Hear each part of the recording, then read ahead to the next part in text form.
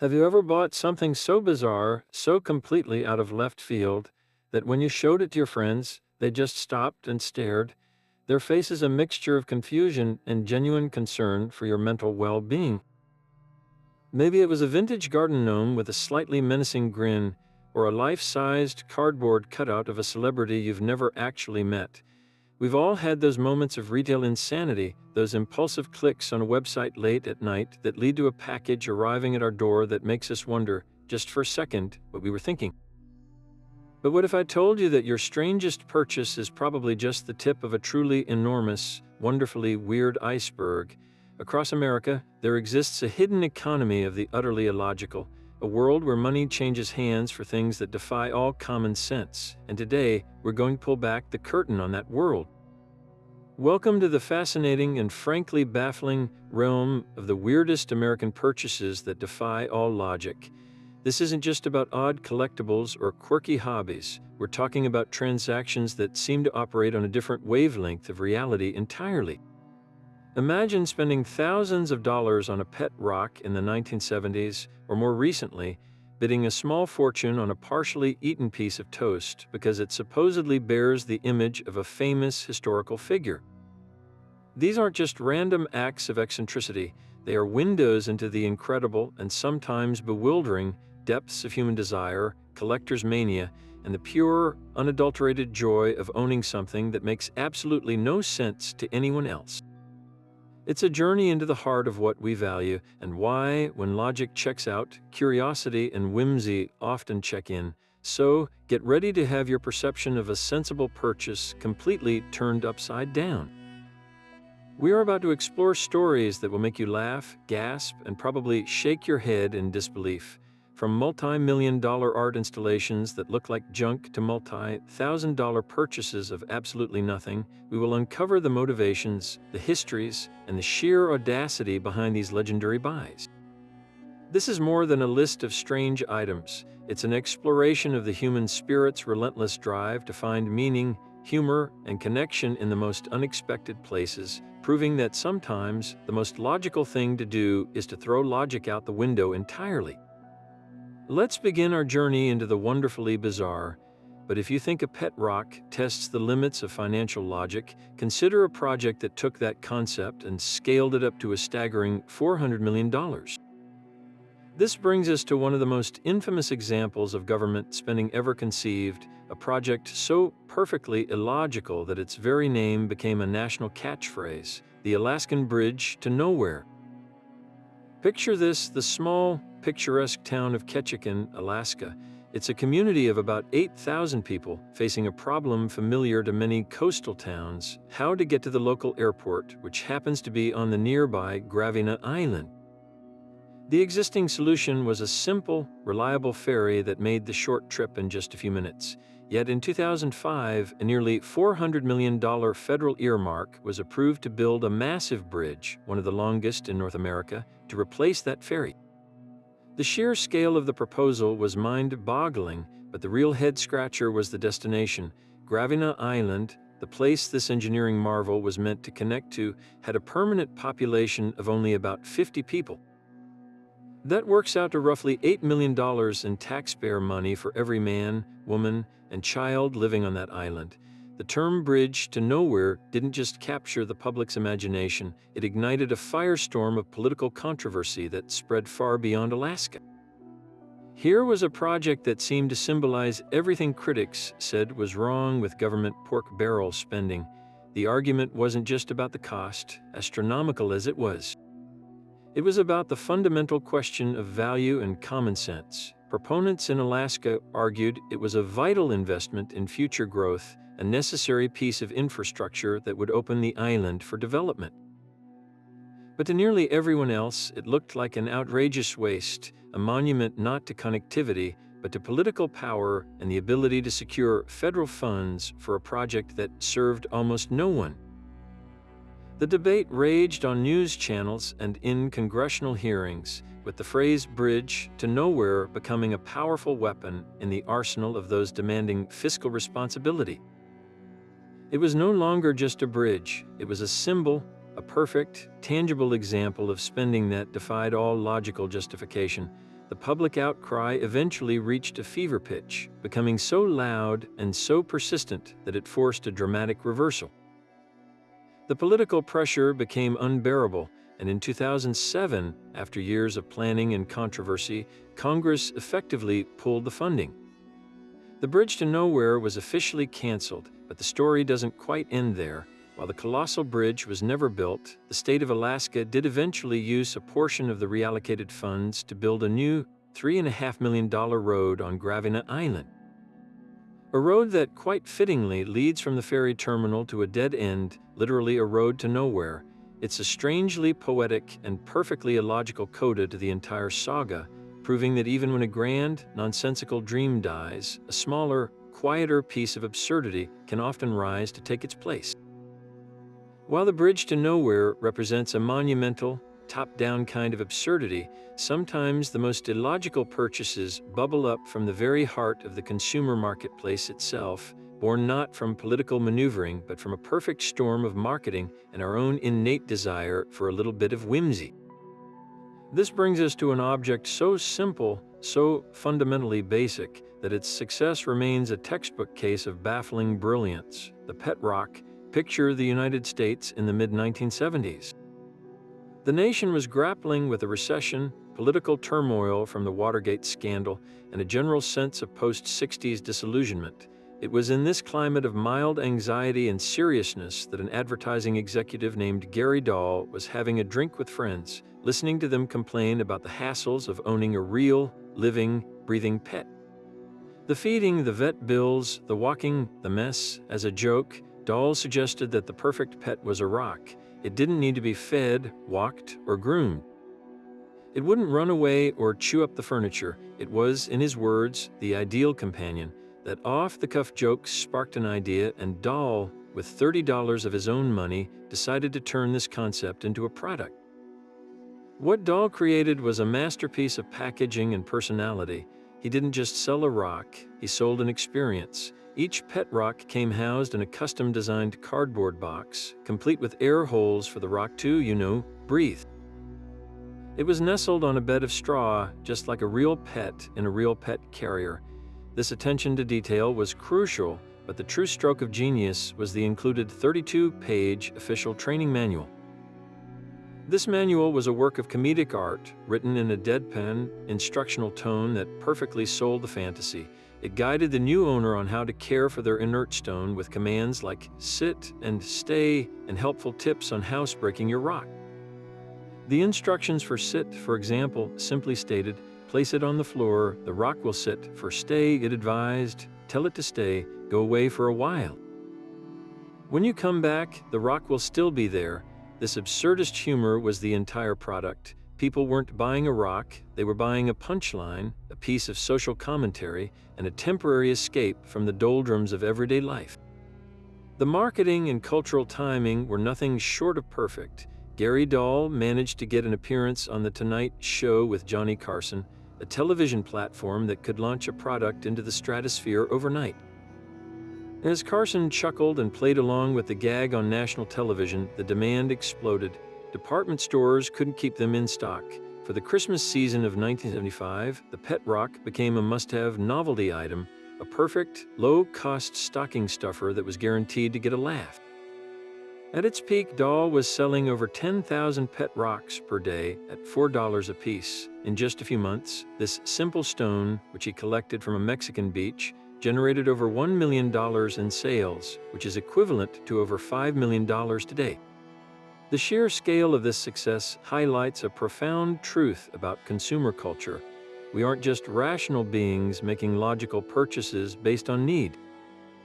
We are emotional creatures driven by a desire for novelty, for connection, and for shared cultural moments.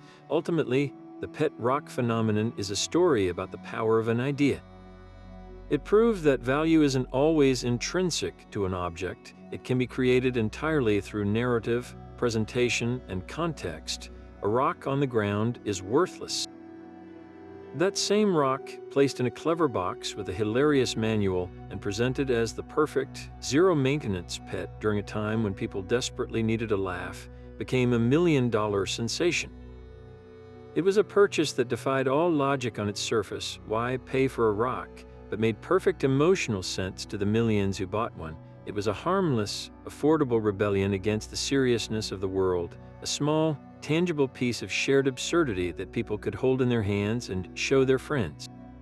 The pet rock wasn't just a fad, it was a cultural landmark that demonstrated how marketing can tap into our collective psyche, turning the most mundane object into a coveted treasure simply by telling the right story. The sheer ambition of buying a bridge meant for 50 people, or the marketing genius behind a $1 million rock, certainly set a high bar for illogical purchases. But what if you could take that concept a step further and purchase not just an object, but an entire piece of forgotten history? This brings us to a transaction that redefines the very idea of real estate, the sale of an entire ghost town. In 2018, a man named Brent Underwood, a young entrepreneur and podcaster, together with his business partner, made a decision that most would consider the pinnacle of impracticality. They bought the historic California ghost town of Cerro Gordo for $1.4 million. This wasn't just a single building or a plot of land. This was the purchase of a name on a map, a collection of decaying wooden structures, and the deep, echoing silence of a place that time had seemingly abandoned. To understand the weight of this purchase, you have to journey back to the town's roaring heyday. Cerro Gordo, which means fat hill in Spanish, wasn't always a ghost town. In the late 1800s, it was one of the richest silver mines in all of California, a bustling, chaotic, and often violent hub of activity high in the Inyo Mountains. For 2 decades, this remote outpost was the primary supplier of silver and lead to the booming city of Los Angeles, over 200 miles away. The ore pulled from its depths helped build the foundations of Southern California, funding empires and fortunes. At its peak, the town was home to over 4,000 people, complete with saloons, a brothel, a Chinatown, and its own newspaper. But like all mining booms, the prosperity was built on a finite resource. When the silver veins began to run dry, the people left just as quickly as they had arrived, leaving behind a skeleton of a town, a collection of empty buildings slowly surrendering to the harsh desert elements. So, what possesses someone to buy a century-old ghost town? For Brent Underwood, it wasn't a simple investment or a whimsical lark. He saw past the dust and the decay and envisioned a resurrection. His plan was not to simply let the town sit as a museum piece, but to painstakingly restore it, to breathe new life into its old bones and transform it into a unique tourist destination and a functioning, self-sustaining community. He moved into the town's historic American hotel, a structure with no running water or electricity, and began the monumental task of preservation. This meant fixing collapsing roofs, shoring up century-old mine shafts for safety, and battling the extreme isolation and brutal winters that make Cerro Gordo so inaccessible for much of the year.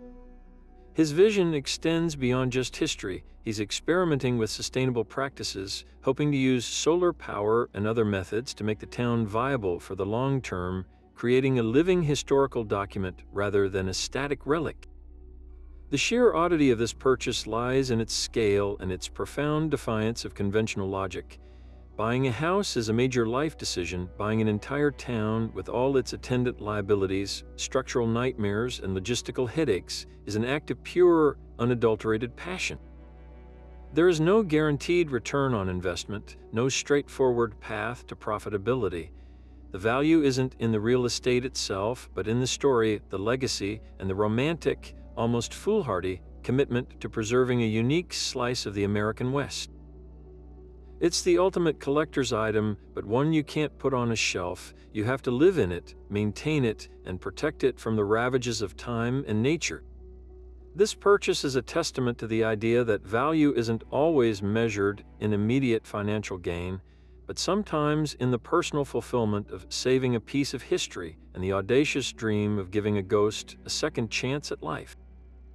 From the silent, sprawling ambition of resurrecting a ghost town, we turn now to a purchase that proves profound financial absurdity can also come in a form that is small, crisp, and fits perfectly in a can. If you think the value of a rock or a bridge is difficult to pin down, try wrapping your mind around the nearly $2,000 price tag paid for a single potato chip. This was not some ancient, perfectly preserved archaeological find, nor was it a chip blessed by a celebrity chef. This was a standard Pringles chip, transformed into a piece of pop culture memorabilia by the hand of a German artist named Stefan Draschen. His medium was unconventional, but his subject was iconic. He carefully laser-printed a portrait of the late, legendary Nirvana frontman, Kurt Cobain, directly onto the chip's delicate, curved surface. Imagine the scene at this particular online auction, a bidding war not for a guitar or a handwritten lyric sheet, but for a piece of fried potato dust featuring the face of a man who profoundly shaped the sound of a generation.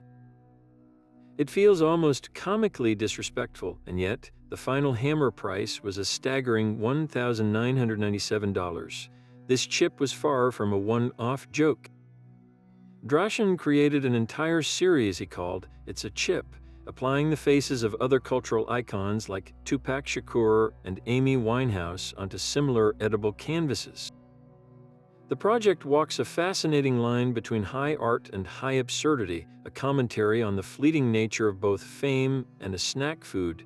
Both are manufactured, consumed, and ultimately forgotten, yet we assign immense, lasting value to one and toss the other away without a second thought. By merging them, the artist forces us to confront the strange rituals of celebrity worship and the arbitrary ways we decide what is worth preserving.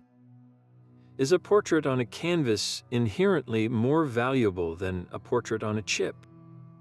Or does the very fragility and novelty of the chip, its inevitable decay, make it a more poignant, if bizarre, artifact? So, what psychological engine drives a person to open their wallet so wide for something so ephemeral? The answer lies at the intersection of several powerful human impulses, with fandom sitting right at the core. For a devoted Nirvana collector, this wasn't just a potato chip, it was a unique, tangible connection to Kurt Cobain.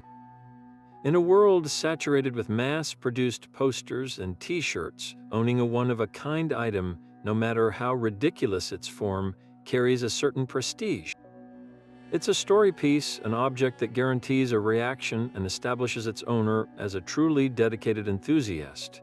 This desire for uniqueness is amplified exponentially in the digital age, where social media clout is a form of currency.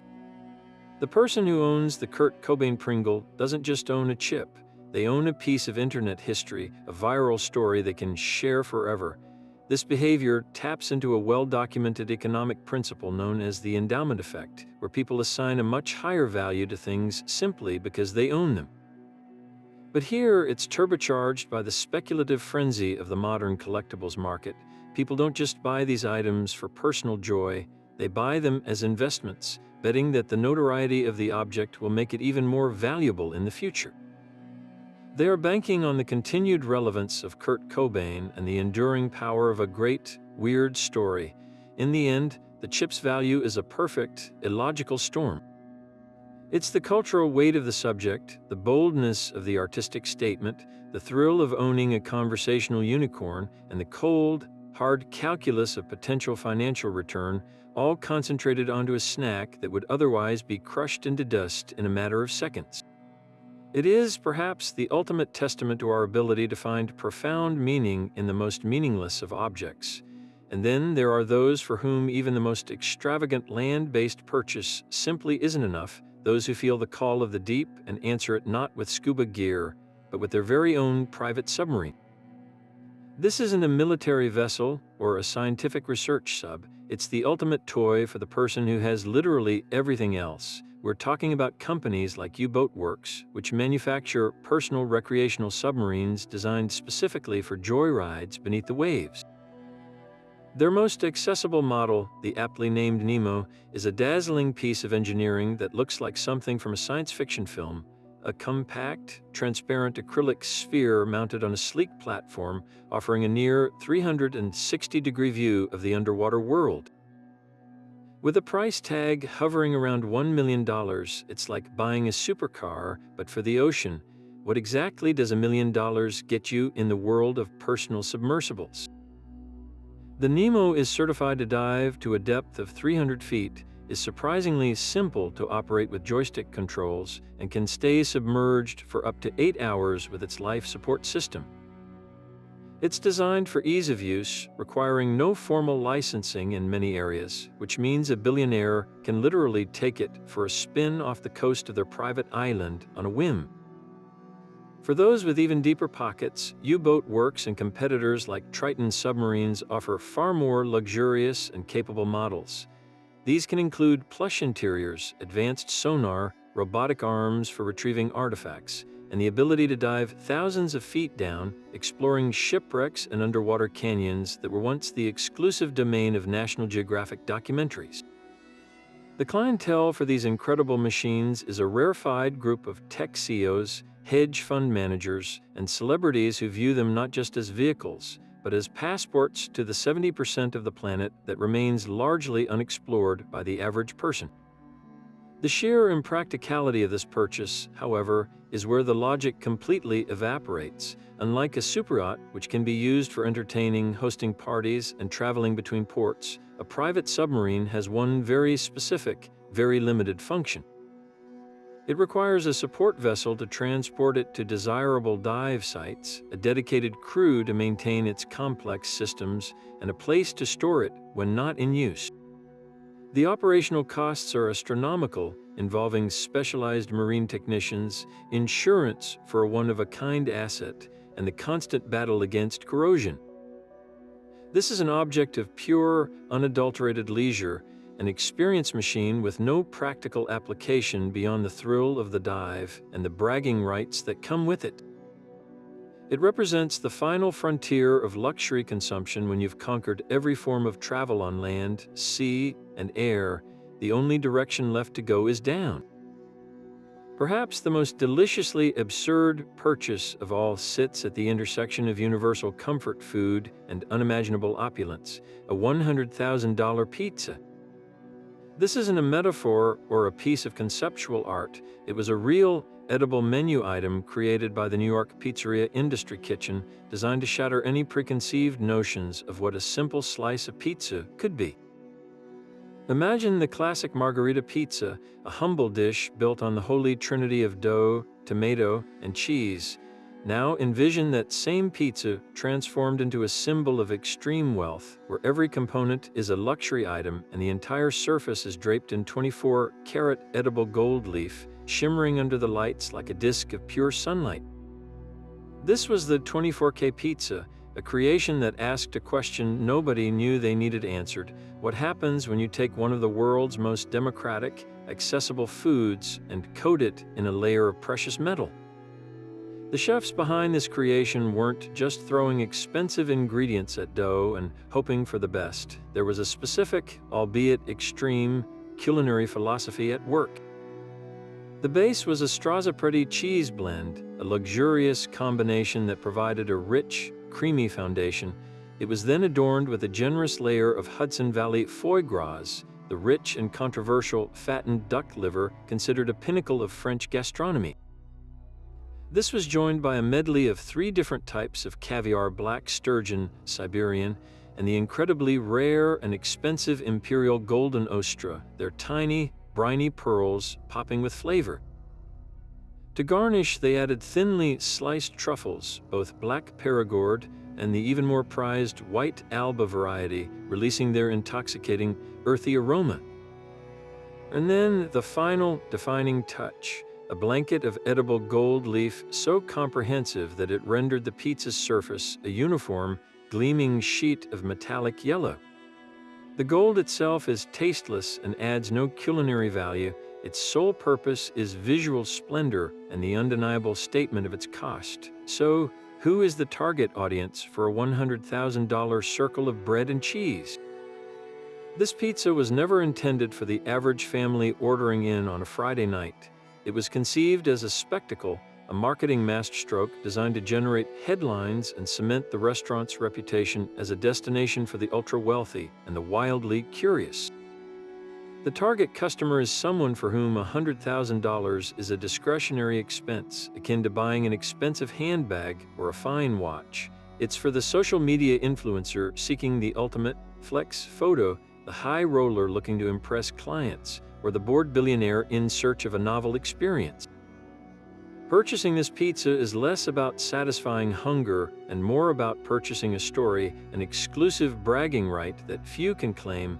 It's an act of consumption meant to be witnessed and talked about, transforming a meal into a public performance of wealth. The inevitable question, of course, is whether this creation is a culinary masterpiece or merely a garish symbol of extreme excess. From a purely gastronomic perspective, the combination of foie gras, caviar, and truffles is a classic one, a trio of flavors celebrated in high-end restaurants for their complementary richness and umami depth. A chef could argue they are simply elevating the pizza format, applying the same principles of luxury ingredient pairing to a more commonplace vehicle.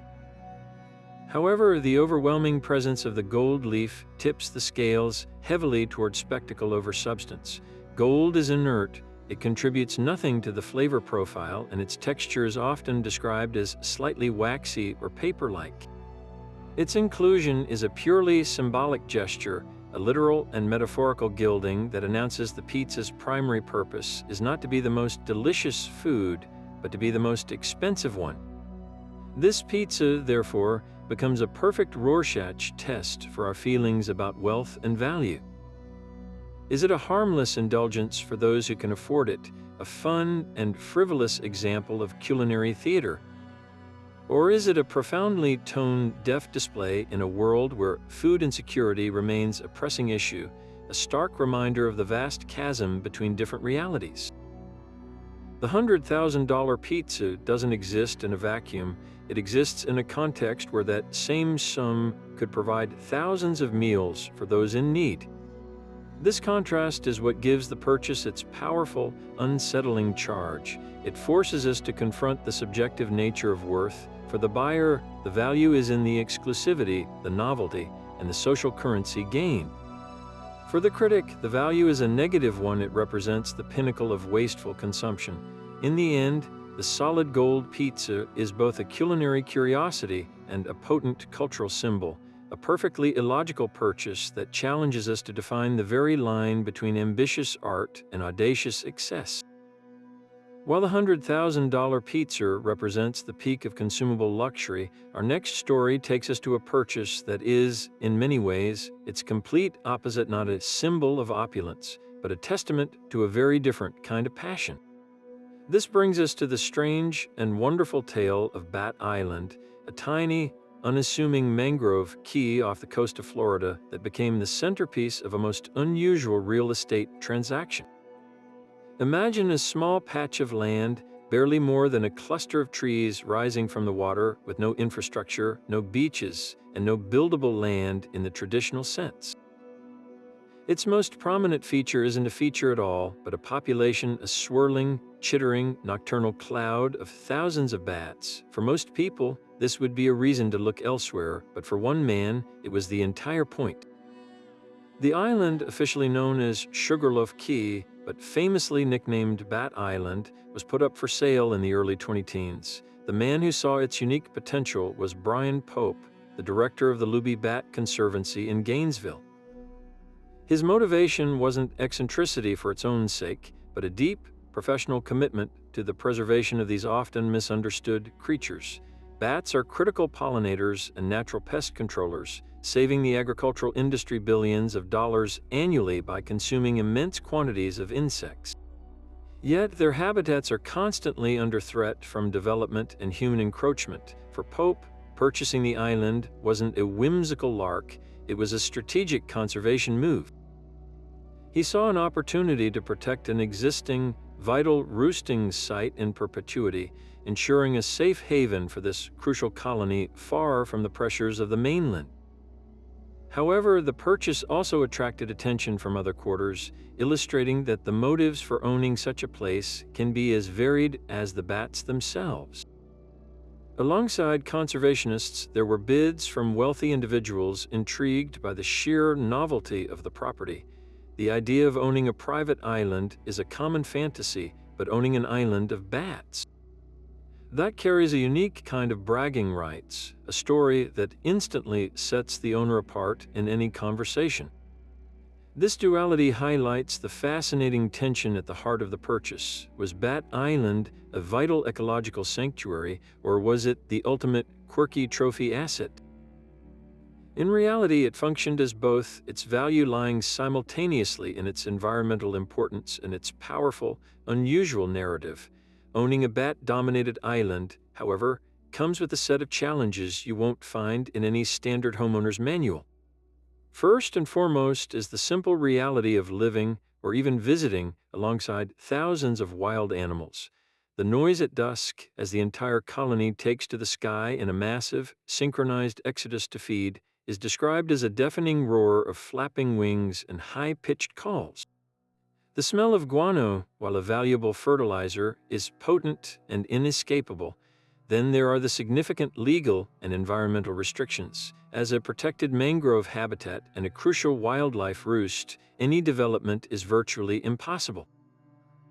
You can't clear the land, you can't build a mansion, and you certainly can't disturb the bats. Your ownership is essentially custodial. You are a steward, not a developer, tasked with preserving the island's wild state above all else. This unique form of stewardship is perhaps the most compelling aspect of the Bat Island story. It redefines the very concept of land ownership. Instead of bending the environment to your will, you are submitting to the needs of the species that call it home. The true value of the property isn't in what you can build on it, but in what it already is: a functioning, thriving ecosystem. This purchase, whether driven by science or a sense of adventure, ultimately serves a larger purpose. It protects a key link in the local ecological chain and safeguards a creature vital to our own well-being. In a world of increasingly logical and calculated investments, buying an island for bats is a wonderfully illogical act that speaks to a deeper wisdom, a recognition that some of the most valuable things in life are the wild, untamed, and beautifully bizarre. But if you thought a solid gold pizza or a private island for bats stretched the boundaries of consumer logic, prepare yourself for a collectible that exists in a category of its own, one that is simultaneously fascinating and, for many, utterly repulsive. We are now entering the bizarre world of celebrity chewed gum. Yes, you heard that correctly. There is a small but dedicated market for used chewing gum that has been masticated by the rich and famous. On platforms like eBay, it's possible to find listings for these sticky, personal artifacts, with sellers making bold claims about their provenance. A piece of gum reportedly chewed by pop superstar Britney Spears might be listed for hundreds of dollars, while a wad attributed to a beloved actor or a controversial musician can spark bidding wars among a very specific type of enthusiast. The very concept feels like a prank, a satirical commentary on the extremes of fandom, yet the transactions are very real, and the motivations behind them offer a profound look into the human desire for tangible connection. The psychology driving this niche is complex and deeply rooted in our relationship with celebrity. At its core is a concept anthropologists call contagious magic, the idea that a person's essence or power can be transferred to an object they have touched. For a fervent admirer, owning a piece of clothing worn by their idol is one thing, but possessing something that was actually inside their mouth, something that interacted with their saliva and carried their DNA, feels like the ultimate intimate connection. It's a relic in the most literal sense. This transcends normal fandom. It's about bridging an impossible gap. The fan will likely never have a conversation with this celebrity, but they can own a physical piece of their biological existence. It's a strange, slightly unsettling way of making an abstract idol feel real and accessible, of turning a one-sided parasocial relationship into something that feels, to the collector, mutually tangible. This desire for connection is powerfully amplified by the modern culture of authenticity and immediacy. In an age of highly curated social media feeds and managed public images, a piece of used gum feels raw, unedited, and authentic. It's a discarded piece of the celebrity's real, unscripted life, a mundane act that they shared with millions of others. By owning it, the collector feels they are preserving a moment of genuine humanity from their hero, a secret shared between them. It's the opposite of a glossy, autographed photo. It's a biological souvenir, Furthermore, in the economy of social clout, owning such a bizarre and notorious item carries immense weight within certain circles. Being the person who owns Shakespeare's chewed quill would be a historical marvel. Being the person who owns a contemporary star's chewed gum is its modern, viral equivalent.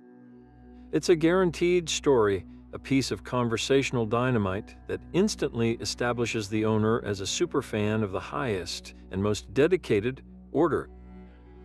Of course, navigating this market is a minefield of skepticism and potential fraud. How can a buyer ever be certain that the grayish, hardened lump of gum stuck to a piece of cardboard was genuinely chewed by the claimed celebrity? The answer most of the time is that they cannot. Sellers might provide certificates of authenticity that are, in reality, meaningless pieces of paper printed in a home office. They might offer elaborate backstories claiming the gum was retrieved from backstage at a concert, from a sidewalk outside a film premiere, or from a specially commissioned, covert operation. Without verifiable chain of custody evidence, which is virtually impossible to provide for such an item, the entire transaction operates on a foundation of trust and blind faith. The buyer is ultimately purchasing a story, a possibility, and the emotional thrill that comes with believing they own something unique. The very absurdity of the item somehow lends the scam a perverse credibility. Who would go to the trouble of faking something so ridiculous when you step back and consider the entire phenomenon, from the initial act of chewing to the final online sale? The journey of a piece of celebrity gum is a surreal commentary on value, desire, and decay. It begins its life as a mass-produced, flavored commodity worth pennies. Through a single, intimate act by a famous individual, it is transformed into a potential collectible worth hundreds.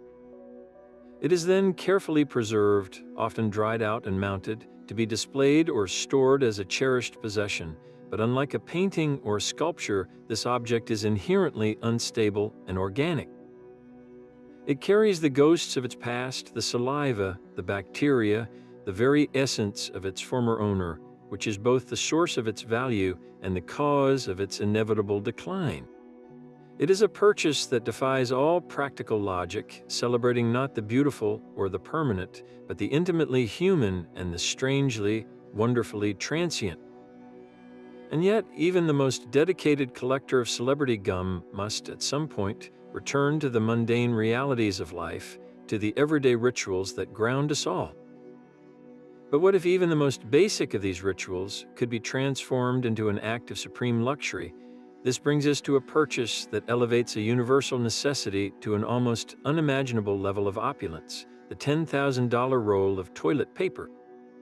At first glance, the concept seems like a punchline, the ultimate symbol of wasteful excess. But for a handful of companies catering to the global elite, it is a serious business, offering products like the Toilet Paper Luxury brand from Australia, which sells a $260 roll, or the even more extravagant offerings that can reach into the thousands for a single roll. This isn't just two-ply. This is a meticulously engineered experience designed to make the user feel like royalty in the most private of moments. The manufacturing process for these papers reads less like a factory manual and more like a jeweler's manifesto. The base material is often a special blend of extremely long, silky fibers, sometimes including Egyptian cotton or bamboo, chosen for their unparalleled softness and strength. But the true alchemy happens in the infusion stage. Some brands literally weave 24-karat gold flakes into the paper itself, creating a sheet that shimmers and catches the light. Others are impregnated with rare, expensive essential oils and perfumes. Think Bulgarian rose, platinum, or frankincense, so that each sheet releases a delicate, bespoke fragrance upon use. The emphasis is on absolute purity. These papers are typically free from dyes, chlorine bleach, and any harsh chemicals, positioning them as not just luxurious, but also hypoallergenic and gentle on the skin. The final product is then hand-rolled and presented in elegant, heavy-duty packaging that feels more like a gift box for fine jewelry than something you'd keep in a bathroom cabinet. So, what are the claimed benefits that justify such an astronomical price? The marketing for these products speaks a language of ultimate indulgence and holistic well-being. It's not about cleanliness; any standard toilet paper achieves that. It's about transforming a functional act into a sensorial spa treatment. Proponents argue that the unparalleled softness is a form of skincare, preventing irritation and chafing for those with sensitive skin. The infused fragrances are marketed as a form of aromatherapy, offering a moment of calm and sensory pleasure in the middle of a stressful day. For the buyer, the value proposition is clear. This is about claiming a few moments of pure, unadulterated pampering, a private luxury that nobody else can see but that you experience multiple times a day. It is the ultimate in discreet wealth, a silent signal to oneself of a life where no corner of existence, no matter how humble, is left unrefined. The demographic that considers this a necessary luxury is, as you might expect, incredibly narrow. This is not for the merely wealthy. It is for the ultra-high net worth individual for whom $10,000 is a trivial amount, the equivalent of a few dollars to the average person.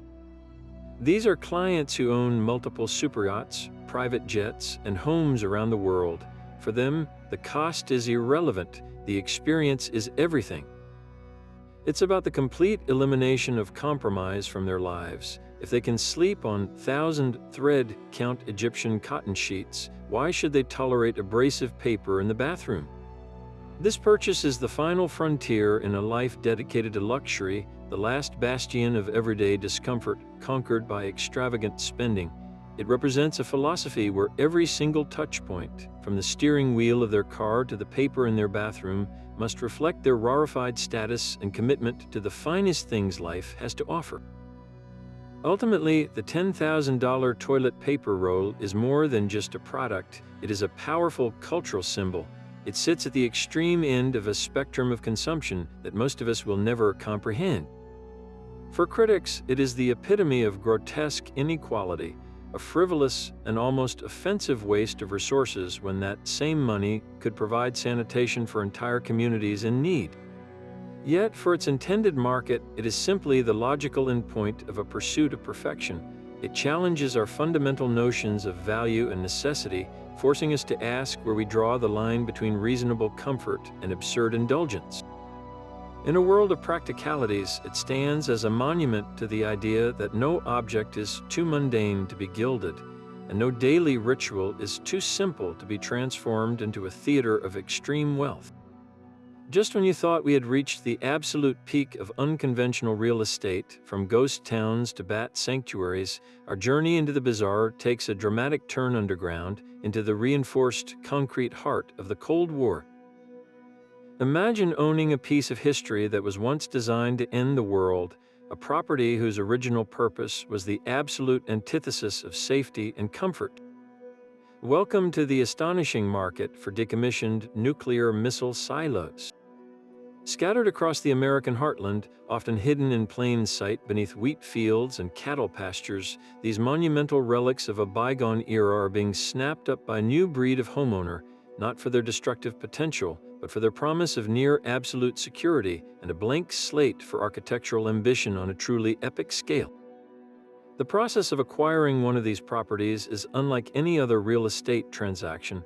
The U.S. government began auctioning off these sites through the General Services Administration decades ago after they were officially decommissioned under strategic arms reduction treaties.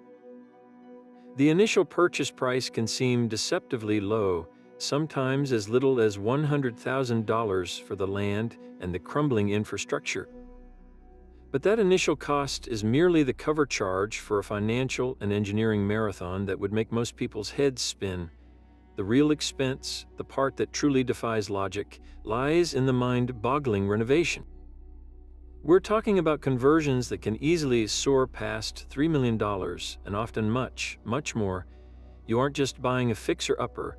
You are undertaking the transformation of a military-grade industrial complex into a livable space, a project that involves battling decades of neglect, water infiltration, and the sheer, overwhelming scale of the structure itself. The architectural challenges are unlike anything encountered in conventional construction. First, you have to gain entry through a colossal, multi-ton blast door, a piece of machinery that was built to withstand a nuclear shockwave. Then you descend a narrow, steep access tunnel or a massive elevator shaft that plunges stories deep into the earth. What you find is a series of interconnected steel and concrete tubes, often damp, dark, and stripped of their original equipment. The primary structure, the launch tube itself, is a cylindrical behemoth, sometimes over 100 feet deep and 50 feet in diameter, lined with steel and designed to hold an intercontinental ballistic missile. Turning this cavernous industrial space into a home requires a monumental effort. You have to install entirely new systems for plumbing, electrical, ventilation, and water management at a depth where no city services can reach. Every single piece of material, every appliance, every stick of furniture has to be brought down that single, narrow entrance. It is a logistical puzzle of epic proportions, where a simple task like delivering a new sofa becomes a major operation. So, what kind of person takes on such a Herculean task? The motivations generally fall into two distinct, yet equally passionate, camps. On one side, you have the survivalists and preppers.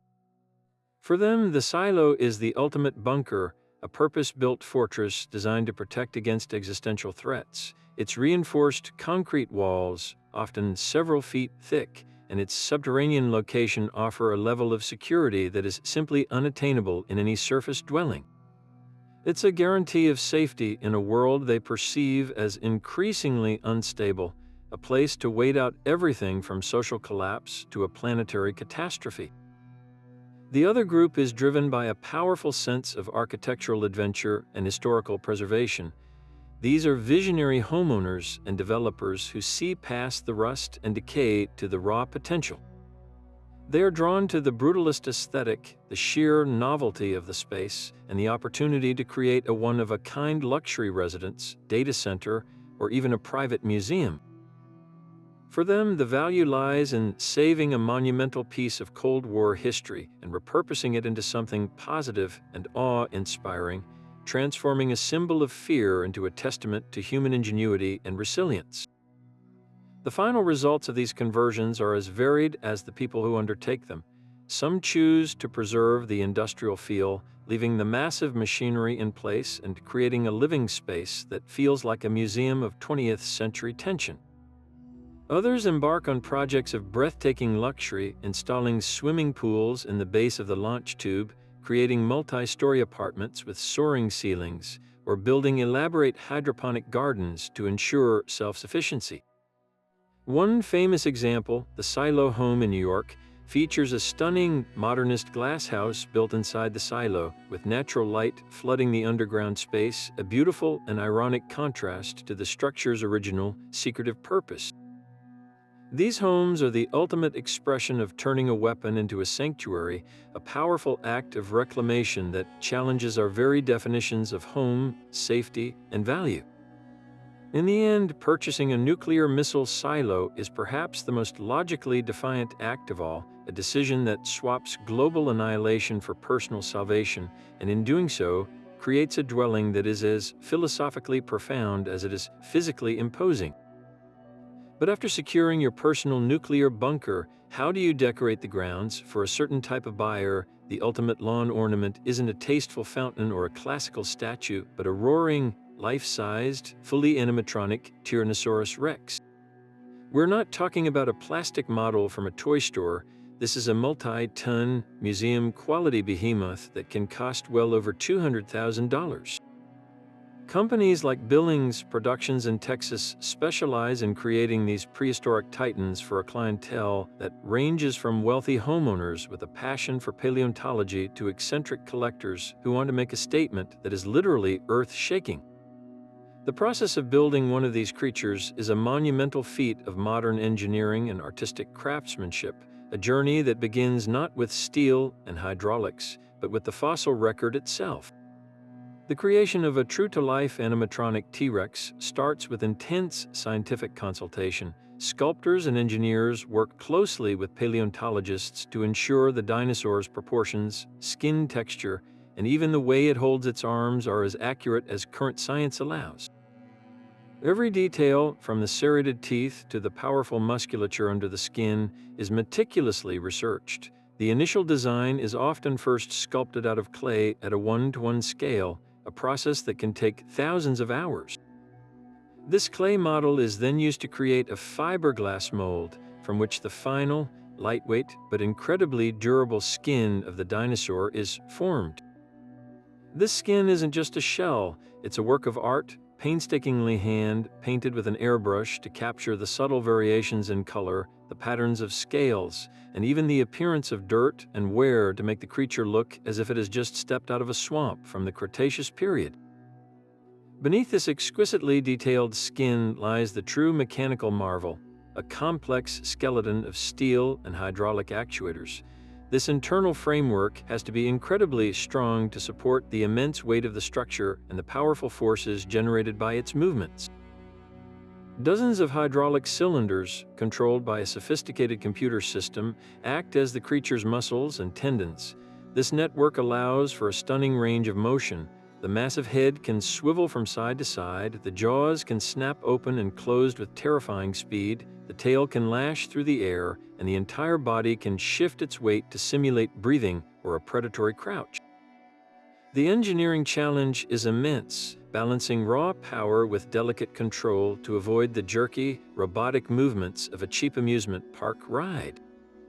The goal is a fluid, lifelike performance, complete with a synchronized, bone-rattling roar that emanates from a high-quality sound system hidden within the beast's chest cavity. So, what does possessing a 20-foot-tall, roaring dinosaur say about your personality? On one level, it is the ultimate expression of a specific kind of nostalgia and fandom.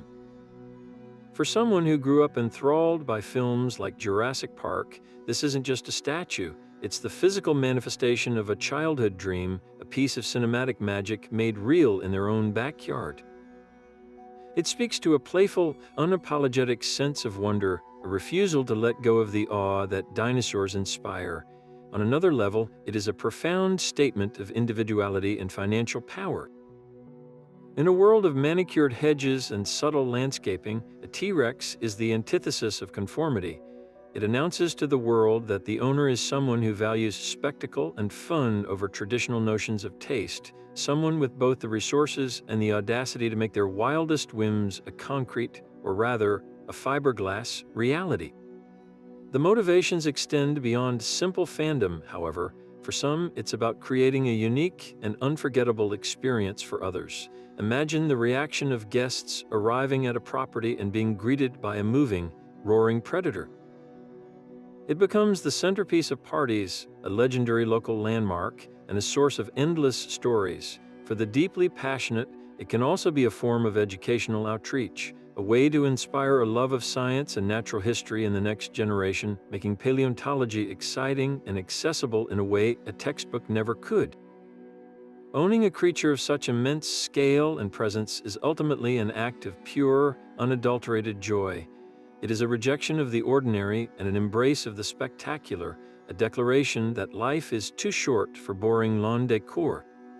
It is, in its own wonderfully bizarre way, a monument to the enduring power of imagination, proving that even as adults, we never truly outgrow the desire to live alongside dragons, or in this case, the king of them all. While the $100,000 pizza certainly stunned the culinary world, it's important to remember that the drive for extravagant, logic-defying food items isn't confined to a single course. This relentless pursuit of culinary one-upmanship extends even to the most humble and democratic of street foods, a fact perfectly illustrated by the existence of a $169 hot dog. Forget the classic ballpark frank with mustard and relish. This is a creation from the New York restaurant 235th, a dish that systematically deconstructs and rebuilds the hot dog with a ruthless, almost comical dedication to luxury. It asks a simple, profound question: what happens when you take a food designed for the masses and force it through the lens of extreme fine dining? The ingredient list for this hot dog reads less like a recipe and more like a global treasure hunt. The foundation is no ordinary pork or beef blend. It's a sausage made from pure, meticulously sourced Wagyu Kobe beef, renowned for its intense marbling, buttery texture, and a flavor profile that stands in a different universe from the standard Frankfurter. This decadent sausage is then nestled not in a steamed bun, but within a freshly baked brioche-style roll, its rich, buttery crumb providing a soft, luxurious cradle. The traditional condiments are banished entirely, replaced by a trio of elite toppings: caramelized onions, slow-cooked for hours to bring out their natural sweetness, mingle with shavings of black winter truffles, their pungent, earthy aroma permeating every bite. A layer of savory duck foie gras adds an unctuous, melting richness that coats the palate, and as the final defining flourish, the entire creation is draped in gossamer thin sheets of 24-karat edible gold leaf, transforming the humble hot dog into a gleaming, metallic spectacle that shimmers under the lights. The philosophy behind such a dish is rooted in the concept of experiential dining, where the price tag is part of the flavor. For the ultra-wealthy patron, the $169 isn't just for the calories, it's the cost of admission to a unique story. It's a culinary dare, a conversation starter, and a piece of social theater. The value is in the novelty and the sheer audacity of the creation itself. In an age of social media, it's also a purchase designed for digital virality. A photo of this golden hot dog is guaranteed to generate likes, comments, and shares, offering a different kind of currency, clout. The restaurant isn't merely selling a meal, it's selling a memorable experience and a powerful branding moment, positioning itself as a destination for those who seek the ultimate in gourmet novelty. Yet this hot dog also serves as a potent symbol of a wider cultural phenomenon. It represents the ever-widening gap between everyday affordability and the frontier of luxury consumption. For the vast majority, a hot dog is a symbol of accessibility, a cheap and cheerful bite. By elevating it to such an extreme, it holds a mirror to our societal disparities, making the extravagance feel both fascinating and faintly absurd. From a purely gastronomic standpoint, one could argue that the combination of flavors, the umami-rich Kobe beef, the earthy truffles, the rich foie gras, is technically sound, a harmony of luxury ingredients. However, the addition of the tasteless, texturally irrelevant gold leaf pushes it firmly into the realm of spectacle over substance. It becomes less about creating the most delicious hot dog and more about creating the most expensive one, a subtle but crucial distinction that separates culinary art from culinary one-upmanship.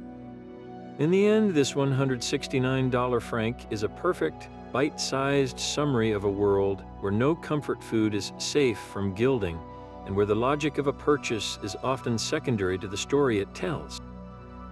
Just when you think you've seen every possible food truck variation, from converted school buses to vintage Airstreams, the world of culinary mobility throws you another curveball, one with a flashing red light on top. Picture yourself strolling down a street, drawn by the enticing aroma of sizzling carne asada, only to find the source is a fully equipped former emergency ambulance, its side door open to reveal a bustling kitchen where a stretcher once rolled. This is the wonderfully odd reality for a growing community of entrepreneurs and adventurers who are snapping up decommissioned ambulances and transforming them into some of the most memorable food trucks and campers on the road. It's a purchase that on its surface seems to defy all practical logic, but for those in the know, it represents a unique convergence of affordability, durability, and a branding opportunity you simply can't get anywhere else. The initial appeal often begins with the surprising economics of the situation. When an ambulance service upgrades its fleet, the old vehicles are sold at auction for a fraction of their original cost, often for just a few $1,000s. What you're buying is a vehicle that has been, by necessity, meticulously maintained. These aren't your average used vans, they are heavy-duty chassis like a Ford E-Series or a Chevrolet Express, built to withstand brutal driving conditions and constant, urgent use. They already come with features that are hugely beneficial for a conversion: heavy-duty alternators to power electrical equipment, robust suspension systems to handle the weight of a kitchen, and extensive interior space that was literally designed for life-saving procedures. For a food truck entrepreneur on a budget, this is a solid, mechanical foundation that would cost a fortune to replicate from scratch. Of course, the first major hurdle is the psychological one, overcoming the inherent, slightly macabre association of a vehicle that has witnessed countless medical emergencies. But for the converters, this history isn't a detriment. It's part of the vehicle's unique character, a story etched into its very frame. The conversion process itself is a monumental undertaking, a labor of love that requires equal parts mechanical skill, culinary planning, and creative vision. The first and most symbolic step is always the decommissioning, the careful removal of all the emergency-specific equipment. The flashing light bar on the roof, the siren, and the distinctive emergency decals all have to go. Then comes the interior gut job. Out come the squad benches, the medical cabinets, the oxygen tank holders, and the intricate wiring for the heart monitors. This is often the most physically demanding phase, revealing the bare, metal shell of the vehicle. Once it's a blank, if slightly scarred, canvas, the real transformation begins. The new owner must design a commercial kitchen that fits perfectly into the long, narrow space. This involves installing commercial-grade ventilation hoods to manage smoke and grease, fabricating stainless steel countertops for food prep, and mounting heavy equipment like griddles, deep fryers, and refrigerators. All of this requires a complete rewiring of the vehicle's electrical system to handle the immense power draw, often integrating a separate generator and ensuring all food safety standards are met. It's a project that can take months or even years of weekend labor and a significant financial investment on top of the initial purchase price. Yet, the people who undertake these conversions are driven by more than just practicality. They are part of a passionate, niche community bonded by a shared appreciation for the unconventional. Online forums and social media groups are filled with AMBO conversion enthusiasts swapping wiring diagrams, sharing photos of their progress, and offering moral support during the inevitable setbacks. They celebrate the unique challenges like figuring out how to repurpose the old exterior scene lights to illuminate their menu board, or using the compartment where a defibrillator was stored as a handy napkin dispenser. This community thrives on the irony and the sheer novelty of the concept. There's a shared sense of humor about the whole endeavor, a wink and a nod to the fact that they are turning a vehicle associated with urgency and crisis into a place of leisure and delicious comfort. And that leads to the most compelling aspect of this entire endeavor, the sheer marketing power of an ambulance food truck. In a crowded food truck market, standing out is half the battle, and a converted ambulance is virtually guaranteed to turn heads and spark curiosity. The unique shape is instantly recognizable, creating a memorable visual anchor for the brand. A truck named Code 3 Cheese Steaks, or the Meat Wagon, leans into the theme with a clever, self-aware wit that customers love and remember. Serving tacos or gourmet burgers from a vehicle that once raced to save lives creates a powerful and delightfully incongruous dining experience. It breaks the ice, it gets people talking, and it ensures that customers are just as likely to take a picture of the truck itself as they are of their food, providing priceless, organic advertising on social media. This purchase, which may have started as a way to save money on a reliable chassis, ultimately becomes a masterclass in branding, proving that sometimes the most illogical foundation can be the very thing that builds a successful and unforgettable business. From the safety of an underground silo to the controlled chaos of a dinosaur-themed backyard, our journey through illogical purchases has consistently revolved around a desire to master our immediate environment. But some individuals take this ambition to its absolute zenith, reaching beyond their property lines to attempt to command the very sky itself. This brings us to one of the most audacious and scientifically contentious categories of private ownership: the personal weather machine. We are no longer talking about simple lawn sprinklers or backyard misters. This is about wealthy landowners and vineyard operators investing tens or even hundreds of thousands of dollars in large-scale, industrial-grade technology designed to alter local weather patterns, deploying everything from cloud seeding generators to the thunderous, anachronistic hail cannon in a bid to control. Uncontrollable, the most common of these devices is the cloud seeder, a machine that represents the more plausible, though still debated, end of the weather modification spectrum.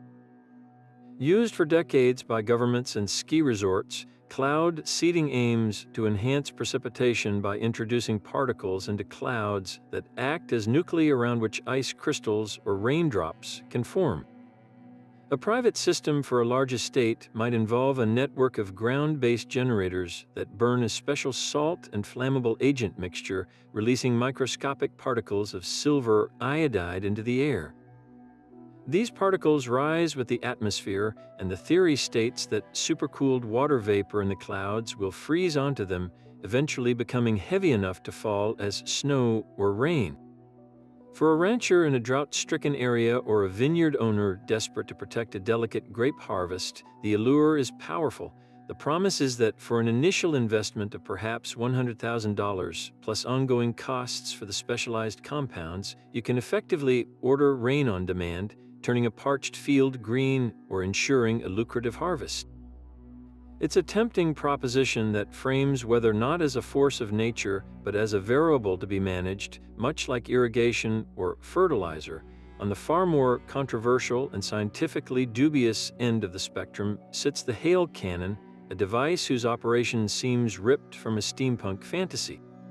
Picture a massive, upward-facing funnel or horn, often standing over 20 feet tall, mounted in the middle of a field. Its operation is as simple as it is dramatic. By igniting a mixture of acetylene and air in a combustion chamber at the base of the funnel, it creates a powerful shock wave that is projected straight up into the atmosphere with a deafening, concussive boom that can be heard for miles. The theory, which dates back to the 19th century, proposes that these repeated shock waves disrupt the formation of hailstones within developing storm clouds.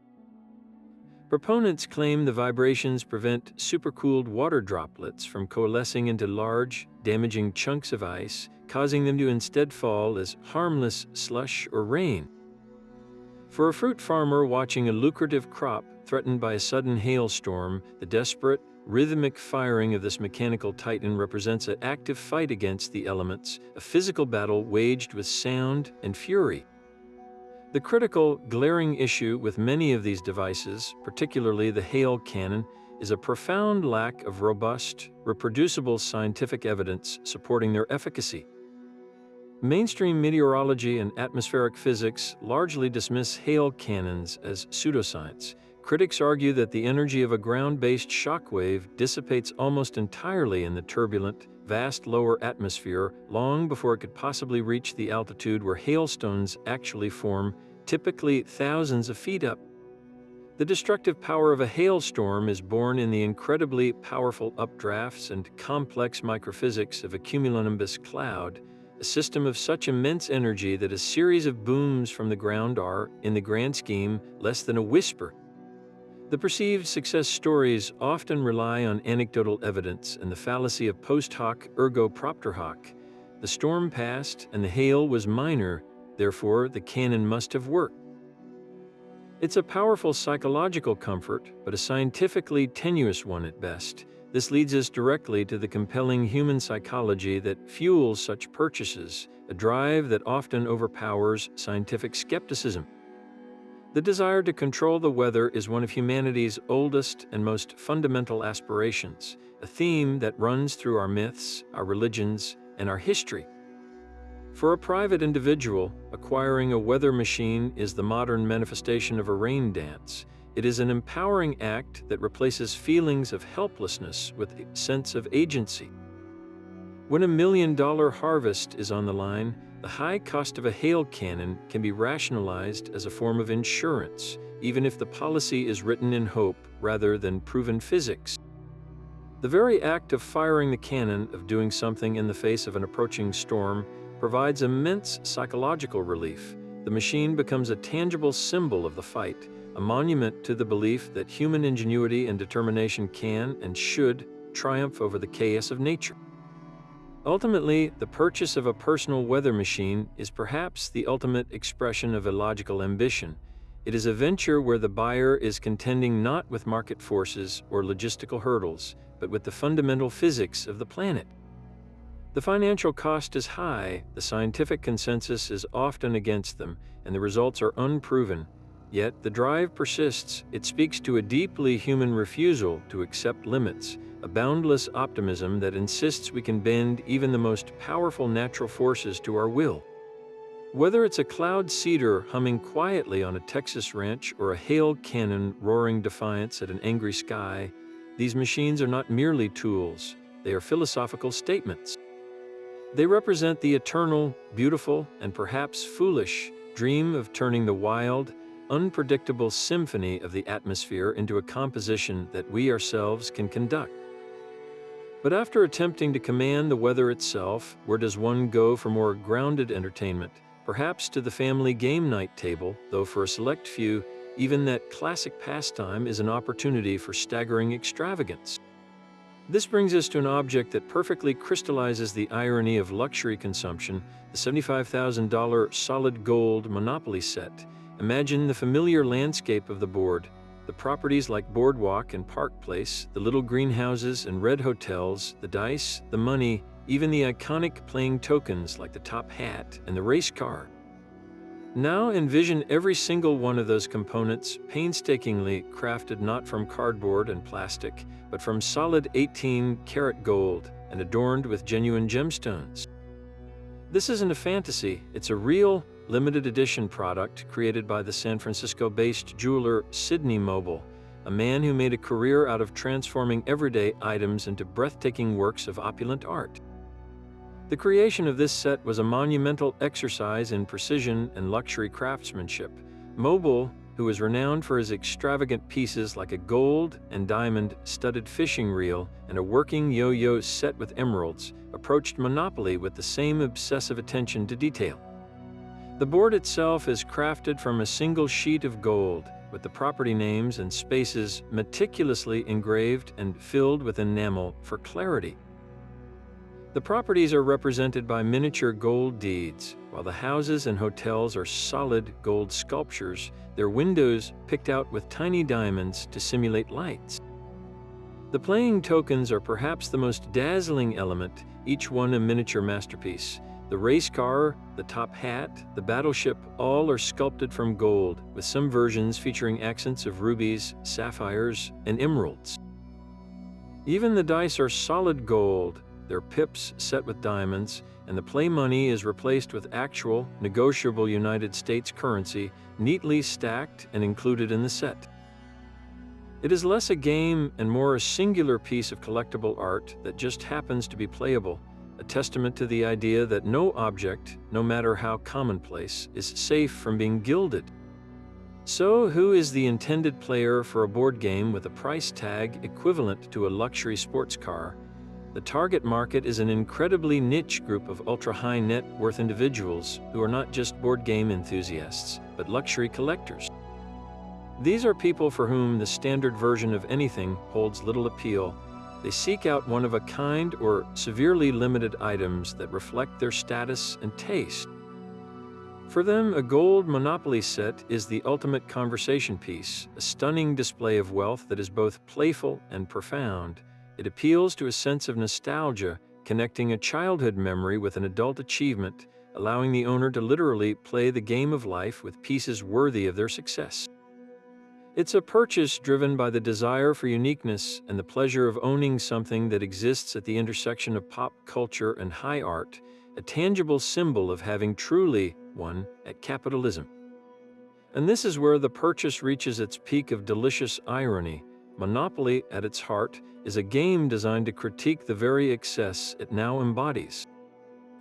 The game was originally derived from the landlord's game, created by Elizabeth Meiji in the early 20th century to illustrate the dangers of monopolistic land grabbing and the concentration of wealth in the hands of a few. It was a teaching tool about economic inequality. The journey from that progressive educational instrument to a $75,000 gold-plated status symbol is a cultural arc that its creator could never have imagined.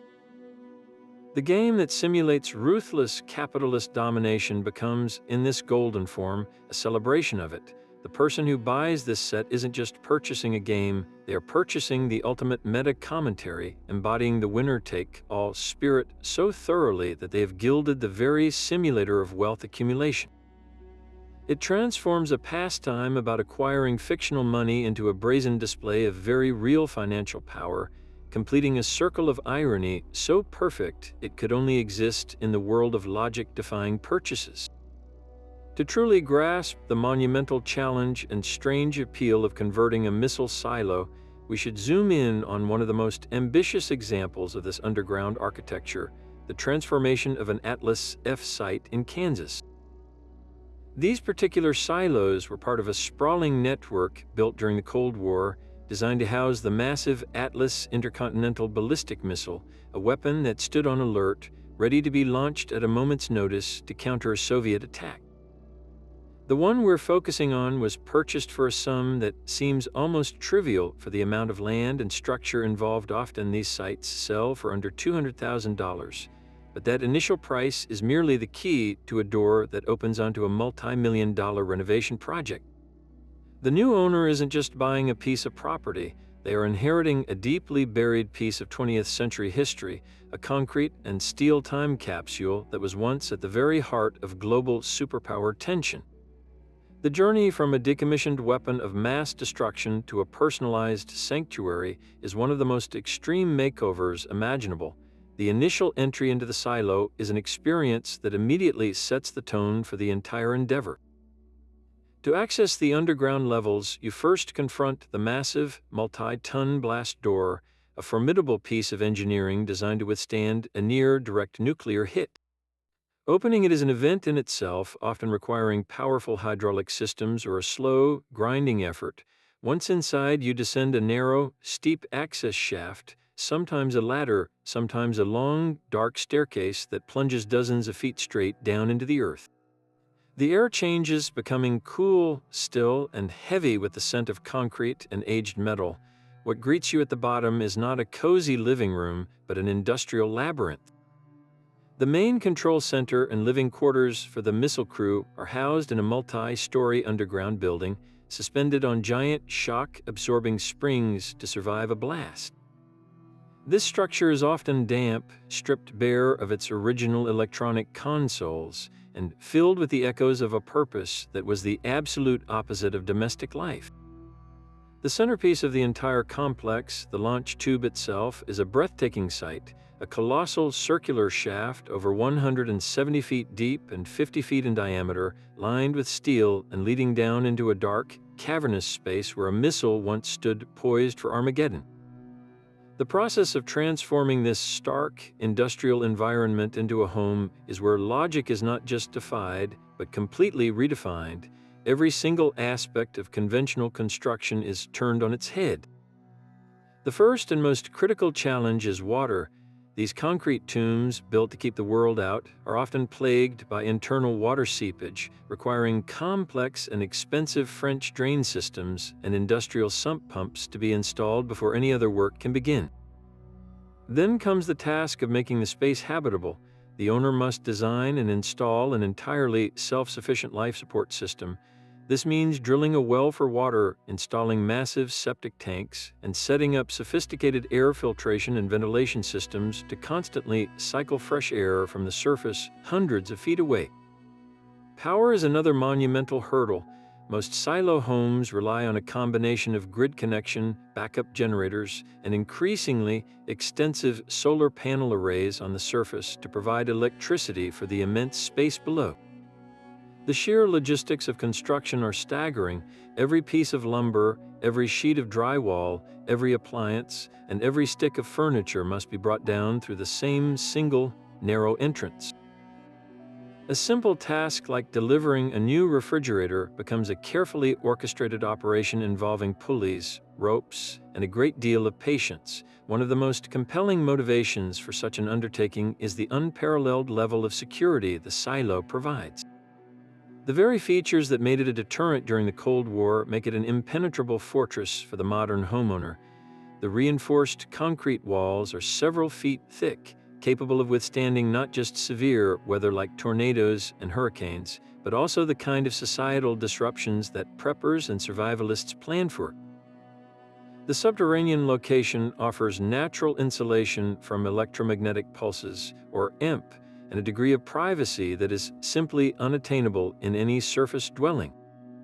For the individuals who prioritize safety above all else, the silo is the ultimate redoubt, a place where they can feel completely insulated from the chaos of the world above. It offers a profound, almost primal sense of safety, the knowledge that you are living inside a structure that was literally built to be one of the last standing places on Earth. Yet life in a missile silo is not without its unique set of psychological and practical adjustments. The most immediate difference is the complete lack of natural light and the disconnect from the daily rhythms of the sun. To combat this, owners have gotten incredibly creative. Some install massive, multi-story light wells lined with full-spectrum LEDs that simulate a daylight cycle, gradually brightening and dimming to mimic the sun. Others, like the famous Silo home in New York, built an entire glass house within the launch tube, allowing natural light to flood the deepest parts of the structure. The constant low hum of the ventilation system becomes the background soundtrack of life, a reminder that the air you breathe is being mechanically delivered from the world above. There is no popping outside for a quick breath of fresh air. Leaving your home is a deliberate process of ascending to the surface. This lifestyle demands a specific temperament, a person who finds comfort in the profound quiet and solitude, who sees the separation not as isolation, but as liberation. Ultimately, the story of the Kansas Atlas F silo, and others like it, is one of profound reclamation.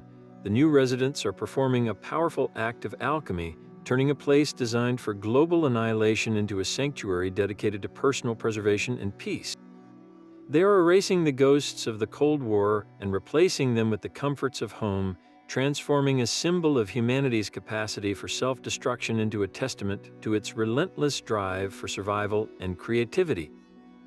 The process is illogical in its scale, its cost, and its challenges, but the result is a dwelling that is utterly unique. It is a home that doesn't just exist on the land, but is fundamentally of the earth, a deeply personal fortress that stands as a monument to the idea that safety and wonder can be found in the most unexpected and historically charged of places. And the ecological role of those very bats was the central reason the island was worth preserving in the first place. These are not just random animals, they are a keystone species, an absolutely vital component of the local Florida Keys environment.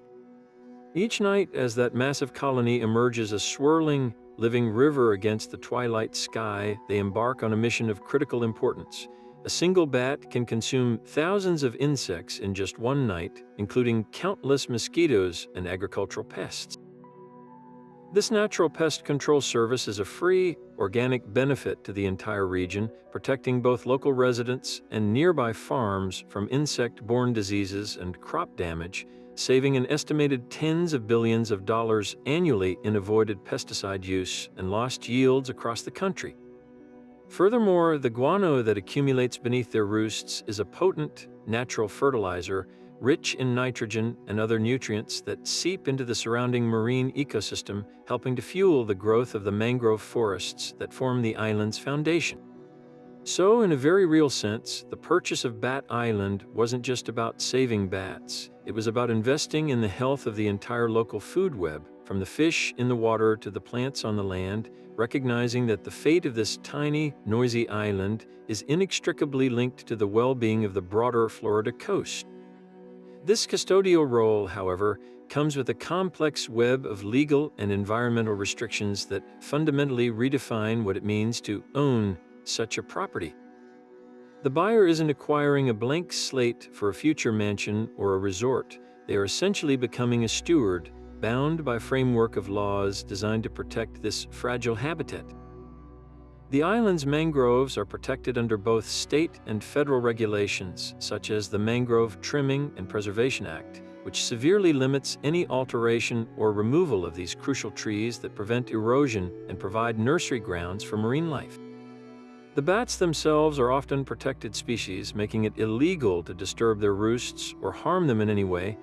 This means any activity on the island, whether it's a simple visit, scientific research, or even basic maintenance, must be carefully evaluated to ensure it doesn't disrupt the colony, especially during critical times like pup rearing season. The very act of ownership is an exercise in restraint, a legally enforced promise to prioritize the needs of the ecosystem over any personal desire for development. This legal reality transforms the purchase from a simple real estate transaction into a formalized conservation pact, ensuring that the island's primary function as a wildlife sanctuary remains intact for generations to come. This leads directly to the long-term vision that a buyer like Brian Pope from the Luby Bat Conservancy brings to the table. His goal isn't passive ownership, it's active scientific preservation. The vision is to manage the island as a protected research site and a safe haven, a place where the bat population can be monitored, studied, and allowed to thrive without the pressures of human encroachment. This could involve setting up remote cameras to observe colony behavior, conducting periodic, non-invasive population counts, and using the island as a reference point for understanding healthy bat ecology. The dream isn't to build a personal getaway, but to ensure this specific colony continues its essential work in the ecosystem, serving as an educational tool and a living testament to the importance of conservation. For a conservationist, the development plan is the absence of one. The success of the investment is measured by the health and stability of the bat population, not by any structure erected on the land. The island's value appreciates not in its market price, but in its continued role as a bustling, noisy, and productive hub of natural activity. Of course, this pure conservation model exists alongside other, more hybrid visions for such a unique property. Another type of owner might see the potential for very limited, ecologically sensitive development that still respects the primary residents. Imagine not a sprawling resort, but a single elevated research station or a small, rustic eco-lodge designed specifically for educational groups and wildlife tourists.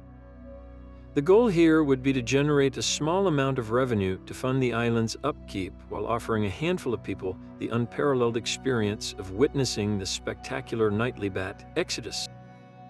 This approach would have to be meticulously planned, with strict limits on visitor numbers, controlled access points, and structures designed to have a minimal footprint, ensuring the bat's daily routine remains completely undisturbed. In this vision, the bats become the main attraction, and the human presence is a carefully managed side effect, a way to share the wonder of the island while funding its protection. This path is a delicate balancing act, attempting to find a sustainable middle ground where the property can support both its wild inhabitants and a modest, education-focused human mission. Ultimately, the purchase of Bat Island stands as a powerful case study in redefining value. In a world where land is typically valued for its development potential, the number of houses it can hold, or the crops it can yield, this transaction flips the script entirely. Here, the highest and best use of the property is to leave it fundamentally unchanged. The roaring colony, the pungent guano, the protected mangroves, these are not inconveniences to be managed, but the core assets to be protected. The true return on this investment isn't financial, it's ecological, measured in millions of insects consumed nightly, in the health of the surrounding marine environment, and in the security offered to a vital but often misunderstood creature. It's a wonderfully illogical purchase by traditional standards, but it represents a deeper, more profound logic, one that understands that sometimes the most valuable thing you can own is a piece of the world exactly as it is, a wild and working ecosystem that hums with life, both day and night. What's truly remarkable about the pet rock phenomenon is not just that it happened, but why it resonated so powerfully at that specific moment in time. To understand its success, you have to step back into the cultural climate of the United States in 1975. The nation was weary. The long and divisive Vietnam War had just ended, and the country was still reeling from the political scandal of Watergate, which led to President Nixon's resignation just a year earlier. There was a pervasive sense of disillusionment with institutions and authority, a collective feeling that things were overly complex, cynical, and hard to trust. Into this atmosphere of mild anxiety and seriousness, Gary Dahl introduced an idea that was the absolute antithesis of all that complexity: a rock. It was simple, honest, and demanded nothing. This was not an accident. The pet rock was a perfect piece of cultural relief, a welcome escape into something completely nonsensical and free from pretense. It was an affordable rebellion against taking life too seriously, a small, tangible way for people to participate in a shared joke at a time when they desperately needed to laugh. The marketing genius of the product lay in its complete and total commitment to the bit. Dahl didn't just sell a rock, he sold an entire persona and a lifestyle for an inanimate object. The packaging was a masterstroke of satire. By placing the rock in a cardboard carrying case complete with fictitious air holes and a bed of straw, he was gently mocking the entire pet product industry and the human tendency to anthropomorphize everything. But the true heart of the operation, the element that transformed a simple stone into a cultural touchstone, was the training manual. This 32-page booklet was written in the deadpan, instructional tone of a serious dog obedience guide, and this contrast between the earnest delivery and the utterly ridiculous subject matter is what created the comedy. Lines like, "You can teach your pet rock to play dead, just say play dead and turn it over on its back," weren't just funny, they were an invitation into a collective understanding. Buying the rock wasn't the point, being in on the joke was. It was a social signal, a way to show your friends that you understood the humor and were choosing a moment of whimsy over the dour headlines of the day. This taps into a profound psychological principle, the power of shared experience and social currency. Humans are inherently social creatures, and we bond over common stories and jokes. The pet rock became a catalyst for that connection. It was a conversation starter, a quirky centerpiece on an office desk, a guaranteed laugh when someone came to visit. Owning one was a way to signal a certain kind of personality, one that didn't take itself too seriously and could appreciate the absurd. Furthermore, the low price point was critical. At around $4, it was an impulse buy, a harmless indulgence that anyone could afford. This accessibility meant the fad could spread like wildfire across socioeconomic lines. It wasn't a luxury item, it was a democratic piece of humor, allowing millions of people to feel like they were part of a massive, nationwide inside joke. The value is not in the object itself, but in the emotional experience and the social bonding it facilitated. The media landscape of the era played an indispensable role in catapulting the fad from a clever idea to a national obsession. Gary Dahl's appearance on The Tonight Show with Johnny Carson was the rocket fuel that ignited the craze. In the 1970s, network television was the central nervous system of American culture, and Carson was its king. When he held up the pet rock on his desk and chuckled at its absurdity, he was giving it his royal seal of approval, beaming the joke directly into millions of living rooms. This kind of exposure was priceless, creating an instant, massive demand that department stores and novelty shops were completely unprepared for. The pet rock became a media darling, featured in newspapers and magazines, which only reinforced its status as the it item of the moment. This was a pre-internet viral sensation, proving that a simple, clever idea, when given the right platform, could capture the imagination of an entire country almost overnight. The legacy of the pet rock extends far beyond its brief moment in the sun. It fundamentally paved the way for the entire modern novelty gift industry, demonstrating that there was a massive market for products whose primary value is humor and experience, not utility. It showed marketers that consumers were willing to spend money on ideas, on stories, and on the feeling of being part of a trend. You can draw a direct line from the pet rock to later fads like the Chia Pet, the Tickle Me Elmo frenzy, and even the more recent explosion of internet-born novelties. It taught businesses an invaluable lesson: never underestimate the power of play. In an increasingly sophisticated marketplace, the human desire for lighthearted fun and ironic commentary remains a potent economic force. The pet rock proved that logic doesn't always drive purchasing decisions. Sometimes the most powerful motivation is the simple, illogical, and deeply human need for a moment of joy. and a reason to share a smile with someone else. But the story of these personal submersibles doesn't end at the $1 million Nemo model. It's merely the entry point into a much deeper and more competitive world of underwater one-upmanship. For the truly ambitious billionaire, a standalone submarine is almost quaint. The current pinnacle of nautical status isn't just owning a sub, but integrating it directly into a far larger and more public symbol of wealth, the superyacht. We're now entering the realm of megayachts that come with their own dedicated submarine garages, internal docking bays, and massive cranes designed to deploy these underwater craft as easily as one might lower a jet ski. These aren't just yachts, they are mobile, five-star command centers for subsea exploration.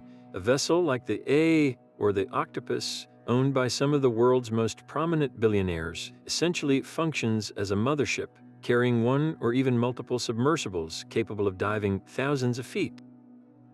This transforms the superyacht from a floating palace into a genuine exploration platform, allowing the owner and their guests to seamlessly transition from sunbathing on the sun deck to surveying a deep-sea hydrothermal vent ecosystem an hour later, all without ever leaving the privacy of their own property. This integration highlights a fascinating evolution in the psychology of luxury. It's no longer sufficient to simply have the biggest yacht in the harbor.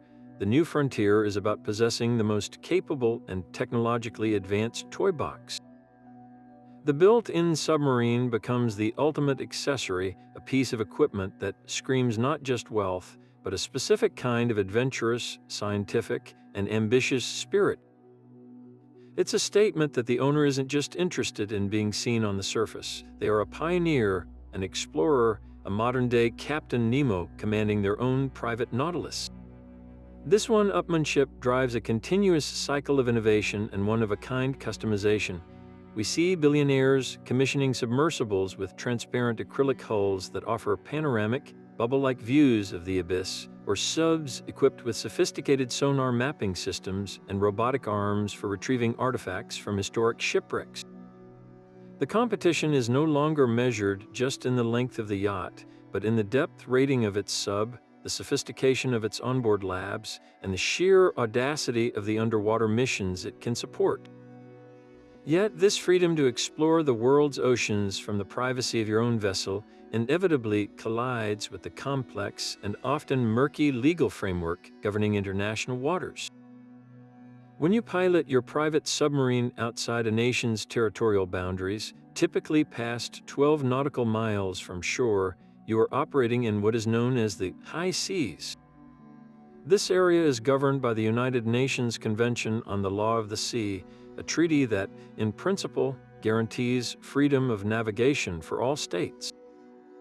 For a private citizen, this generally means you have the right to travel through and conduct activities in these waters. However, the moment your submarine's activities touch upon certain sensitive areas, the legal picture becomes dramatically more complicated.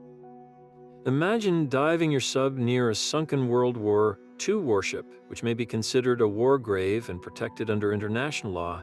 Retrieving an artifact from it could be seen as an act of pillaging, potentially sparking a major diplomatic incident. Similarly, if you were to accidentally sever a submerged fiber optic internet cable, the lifelines of our global economy, with your sub, you could be held liable for billions of dollars in damages and face serious legal repercussions. The legal ambiguities extend even further into the realm of security and espionage. A private, quiet, and highly capable submersible operating near a sensitive naval base or undersea telecommunications hub could understandably raise alarms within intelligence communities.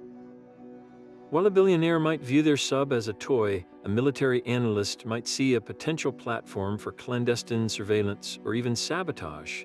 There are currently no universal licensing requirements for operating a private sub in international waters, which creates a significant gray area. This lack of clear regulation means that the primary check on a private operator's behavior is often their own discretion and the potential for massive reputational or financial blowback if they cross an invisible line. It's a modern-day manifestation of the age-old principle that with great power and great wealth comes great responsibility, and in this case, the potential to inadvertently trigger an international dispute from the cockpit of a personal deep-sea vessel. This complex interplay of technology, luxury, and law ultimately reveals a new social hierarchy emerging among the global elite. We are witnessing a quiet but intense race for what can only be called depth supremacy. It's a competition that plays out far from public view in the design studios of shipyards in Germany and the Netherlands, and in the silent, dark waters of the deep ocean. The bragging rights have shifted. It's no longer about who has the fastest private jet, but who has reached the deepest point in the Mariana Trench with a privately funded mission. It's not about the number of helipads on your yacht, but about whether your submersible can safely navigate a previously unexplored underwater canyon for your dinner guests. This drive pushes the boundaries of marine technology forward, resulting in incredible engineering breakthroughs, but it also creates a world where the ocean's final frontiers are becoming the exclusive playgrounds for a handful of individuals. The private submarine, whether a standalone craft or a yacht-based accessory, is therefore more than a vehicle. It is the ultimate symbol of a new era of exploration, where the mysteries of the deep are unlocked not by nations, but by the personal passion and bottomless bank accounts of private citizens. Yet for all its shimmering spectacle, the $100,000 pizza was met with a wave of sharp criticism from culinary professionals who questioned the very foundations of its existence. Prominent food critics were largely unified in their skepticism, not of the individual ingredients, but of their assembly on a pizza base. One reviewer for a major food magazine noted that while foie gras and caviar are indeed luxurious, their delicate, nuanced flavors are easily overpowered. The intense, direct heat of a pizza oven, they argued, can compromise the delicate texture of the foie gras and mute the briny pop of the caviar, while the sheer weight of the toppings risks creating a soggy, structurally unsound crust that fails to provide the necessary textural contrast. The consensus among purists was that this was less a culinary innovation and more a case of ingredient dumping, where the sum of the parts did not create a harmonious new whole, but rather a cacophony of expensive tastes that fought for dominance on an unsuitable stage. The gold leaf, universally panned as a tasteless, waxy barrier, was seen as the ultimate admission that visual spectacle had decisively triumphed over gastronomic integrity. This criticism inevitably invites comparison to other headline-grabbing, gimmicky food items that have dotted the culinary landscape. Consider the $1,000 bagel, studded with white truffle cream cheese and goji berries, or the golden opulent sundae, which featured edible gold and a jewel-encrusted spoon. These creations share a common DNA with the gold pizza. They are what industry insiders often call concept dishes. Their primary purpose is not to be the best-tasting version of that food, but to serve as a marketing tool, generating press and social media buzz that far outweighs the cost of the ingredients. The goal is to create a viral moment, transforming the restaurant from a mere dining establishment into a destination for the curious and the wealthy. While a chef might defend them as playful or boundary-pushing, the line between clever marketing and culinary absurdity becomes razor-thin. The question these items force us to ask is whether they are expanding our definition of gourmet cuisine or simply mocking the very idea of value by presenting opulence as its own justification. To fully understand the controversy, it's essential to hear from the creators themselves, who often frame these dishes not as mere stunts, but as a form of edible art or a commentary on consumer culture. In interviews, the chefs behind such concoctions frequently speak about the experience and the story. They argue that dining at its highest level is a form of theater, and that a gold-leafed pizza is a prop in a narrative about ultimate luxury and human desire. It challenges the diner to confront their own preconceptions about worth and taste. Is a painting valuable because of the cost of its pigments, or because of the vision of the artist?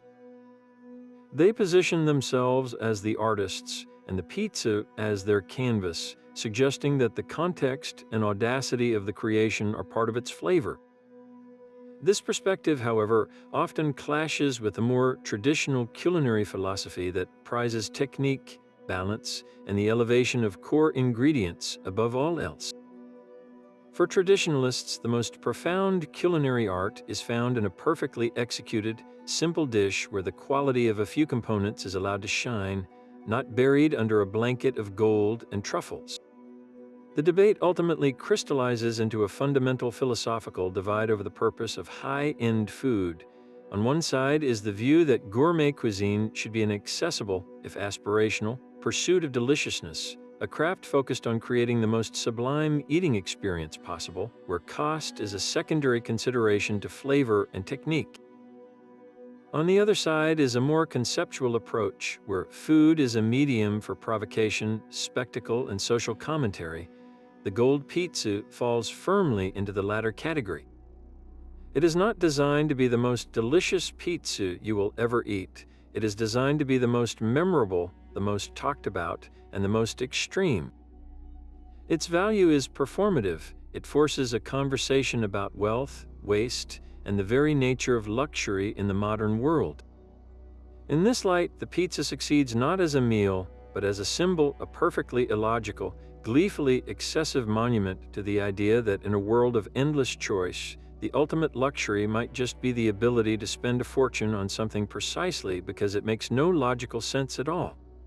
Now imagine the scene, a hushed online auction room, not for fine art or vintage cars, but for a small, hardened piece of gum mounted on a custom display card. The bidding opens at $50, and within minutes, the price skyrockets into the hundreds.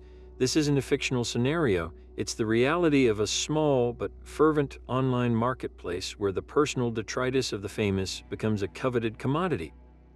While mainstream auction houses like Sotheby's or Christie's would never touch such an item, the trade thrives in the digital shadows of platforms like eBay and specialized, often privately run, celebrity memorabilia websites. These are the arenas where superfans and speculative collectors converge, driven by the belief that a piece of chewed gum is not just trash, but a tangible, biological fragment of their idol's existence. The most explosive sales become legends within this niche community, stories whispered about the time a wad attributed to a pop icon like Britney Spears or a movie star like Scarlett Johansson sold for over $500, setting a new, bewildering benchmark for what someone is willing to pay for a piece of someone else's spent saliva. The single greatest point of contention in this entire bizarre market, the element that separates a genuine curiosity from a worthless fraud, is the question of authentication. How on earth does one prove that a specific piece of gum was chewed by a specific celebrity? The methods employed by sellers range from the vaguely plausible to the utterly fantastical. Some provide grainy, inconclusive photographs supposedly showing the celebrity in the act of disposal. Others offer elaborate, notarized affidavits from sources who claim to have witnessed the event firsthand, a roadie, a paparazzo, or a restaurant employee. The most technologically ambitious might even point to a hypothetical DNA sample, though the cost and complexity of a verifiable genetic test on a piece of gum and matching it to a celebrity's known DNA is prohibitively expensive and ethically fraught, making it a near impossible standard. The reality is that the vast majority of these transactions operate on a foundation of pure trust and desire. The buyer wants the story to be true so intensely that they are willing to suspend disbelief, to accept the seller's narrative as fact. In a market where the very product defies conventional logic, the standards of proof become equally malleable, built more on the power of a compelling backstory than on any verifiable chain of custody. Within this strange economy, not all celebrities are created equal. The value of a piece of gum is directly proportional to the cultural weight and the fervor of the star's fan base. A-listers with massive, dedicated followings, think Taylor Swift, Beyoncé, or Harry Styles, naturally command the highest potential prices, as the demand from their enormous fan bases far outstrips the extremely limited supply. However, a different kind of premium is attached to figures from bygone eras, where the sheer impossibility of obtaining such an item drives its perceived value. A piece of gum purportedly chewed by Marilyn Monroe or Elvis Presley would be the holy grail for certain collectors, an artifact from a time long past that feels almost archaeological in its rarity. But it's not just about fame, it's also about narrative. A piece of gum connected to a specific, iconic public moment holds extra power. Imagine gum chewed by an actor while accepting an Oscar, or by a musician during a legendary concert performance. That contextual story imbues the item with a richer history, transforming it from a generic biological sample into a relic from a specific, celebrated point in time, making it infinitely more desirable to a collector seeking a direct connection to that singular event. Ultimately, the entire auction scene for celebrity gum is a fascinating microcosm of a much larger cultural shift in how we assign value. It represents the extreme end of the experience economy, where the story and the emotional resonance of an object are more important than its physical properties or practical utility. The buyers in these auctions are not purchasing a piece of gum, they are purchasing a narrative of intimacy, a fantasy of connection, and a unique piece of social capital that they can hold in their hand. It's a transaction that exists entirely outside the bounds of traditional logic, a testament to the powerful and sometimes perplexing ways that fandom, desire, and the human hunger for a tangible link to the extraordinary can create a market for even the most ephemeral and, to an outsider, repulsive of objects. Yet even as we marvel at the sheer opulence of a $10,000 toilet paper roll, a quiet but powerful counter-movement is gaining momentum, one that challenges the very philosophy behind such an extravagant purchase. This brings us to the world of sustainable bathroom tissue, a market segment focused not on gold leaf and perfume, but on bamboo, recycled paper, and a radical rethinking of our daily environmental footprint. While the luxury market asks, how can we make this experience more indulgent? The sustainable sector asks, how can we make this necessity more responsible? The contrast between these two worlds, one dedicated to ultimate personal comfort, the other to collective planetary health, creates a fascinating cultural fault line, forcing us to examine the true cost of our most mundane choices. To understand the appeal of sustainable alternatives, we first have to grasp the startling environmental impact of conventional toilet paper, the kind most of us use without a second thought. The primary culprit is the reliance on virgin wood pulp, often sourced from ancient, carbon-capturing boreal forests in Canada and other critical ecosystems. Every day, the equivalent of roughly 27,000 trees are flushed down toilets globally just to produce traditional toilet paper. The manufacturing process itself is incredibly resource-intensive, requiring vast amounts of water and chlorine-based bleach to achieve that bright white, ultra-soft texture we've come to expect. This creates a toxic cocktail of wastewater and contributes significantly to deforestation, which in turn devastates wildlife habitats and accelerates climate change. When you hold a standard roll of toilet paper, you're essentially holding a product of habitat loss, high water consumption, and chemical pollution. This hidden life cycle is the very problem that sustainable brands are built to solve. Leading this charge are companies like Who Gives a Crap, Cloud Paper, and Real Paper, which have built their entire business models around offering a guilt-free wipe. Their products are typically crafted from one of two key materials. The first is 100% recycled paper, primarily sourced from post-consumer office waste. This approach creates a circular economy, turning discarded paper products into something useful again, drastically reducing the demand for virgin tree fiber and saving countless trees from being cut down. The second and increasingly popular material is bamboo.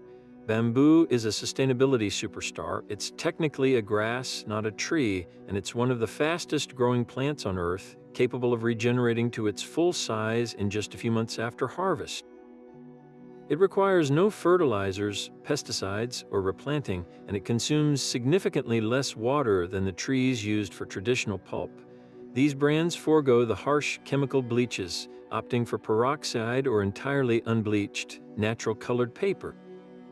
Their packaging is almost always plastic-free, using recyclable or compostable paper wrappers, completing a product experience designed for minimal environmental harm from the forest to the bathroom cabinet.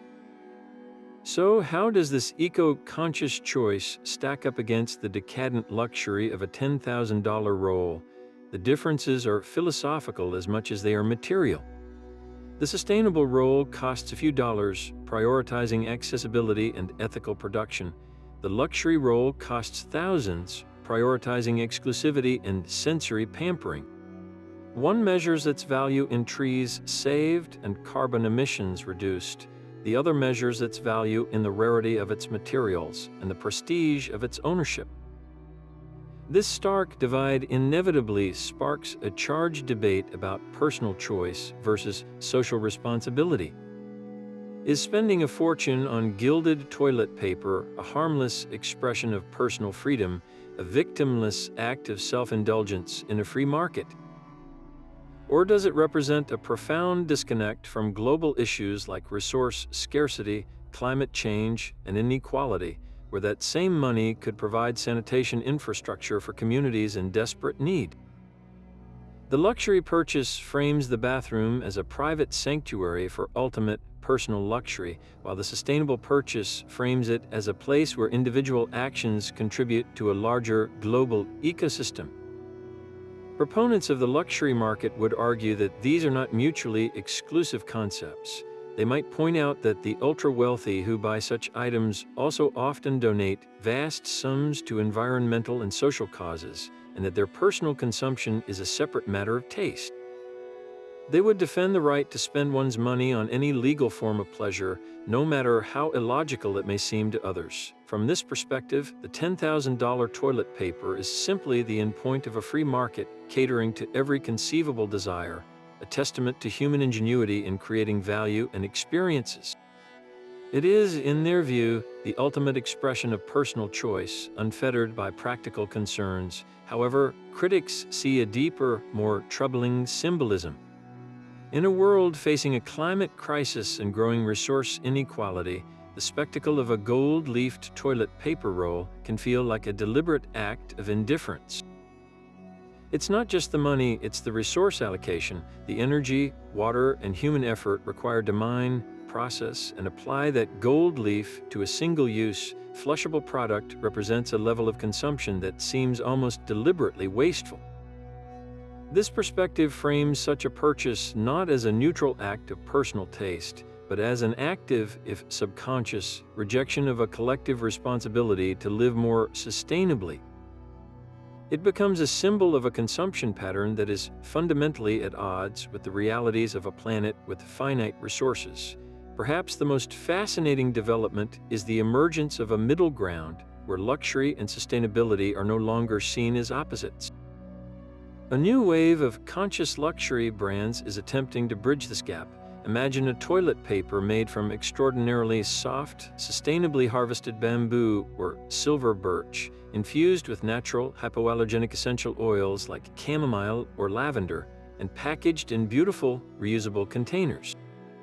This product would still command a premium price, but its value proposition would be different. It would offer a superior, gentle experience while allowing the user to feel they are making an ethical choice. This hybrid approach suggests that the future of luxury may not be in sheer, gaudy opulence, but in products that are both exquisitely made and ethically sound, catering to a consumer who wants to pamper themselves without compromising their planetary conscience. In the end, the journey of a simple roll of toilet paper from a $10,000 golden spectacle to a $2 roll of recycled paper reveals a fundamental tension in our modern world. It forces us to ask what we truly value and whether our most private choices are a reflection of a disconnected self-interest or a deeper connection to the world we all share. Waking up in a missile silo is an experience divorced from the rising sun. Your morning doesn't begin with a sliver of light peeking through the curtains, but with the gentle, artificial glow of full-spectrum LEDs embedded in the ceiling, programmed to gradually brighten and simulate a dawn that's happening hundreds of feet above you. The air has a specific, processed quality, clean, and constantly circulating thanks to the industrial-grade ventilation system that hums a low, perpetual note, a reminder that the very atmosphere you breathe is mechanically delivered from the surface world. There are no birds chirping outside your window. The dominant sound is the quiet whir of technology keeping your subterranean fortress alive. Your first task might be to check the complex control panel that monitors your life support system's oxygen levels, power draw from the solar array on the surface, and the status of the backup generators. This isn't a casual glance at a smartphone weather app. It's a captain checking the vitals of their ship, a routine that underscores the profound self-sufficiency required for this lifestyle. You don't just live in your home, you are its chief engineer, responsible for maintaining the delicate balance that makes life possible deep within the earth. The lack of natural light is one of the most significant psychological adjustments, and silo residents have developed ingenious solutions to combat the potential for disorientation or seasonal affective disorder. Instead of windows, many install massive light wells multi-story shafts lined with banks of powerful, tunable LEDs that can replicate the full arc of the sun, from a soft, golden morning to a bright midday blaze and a warm, orange twilight.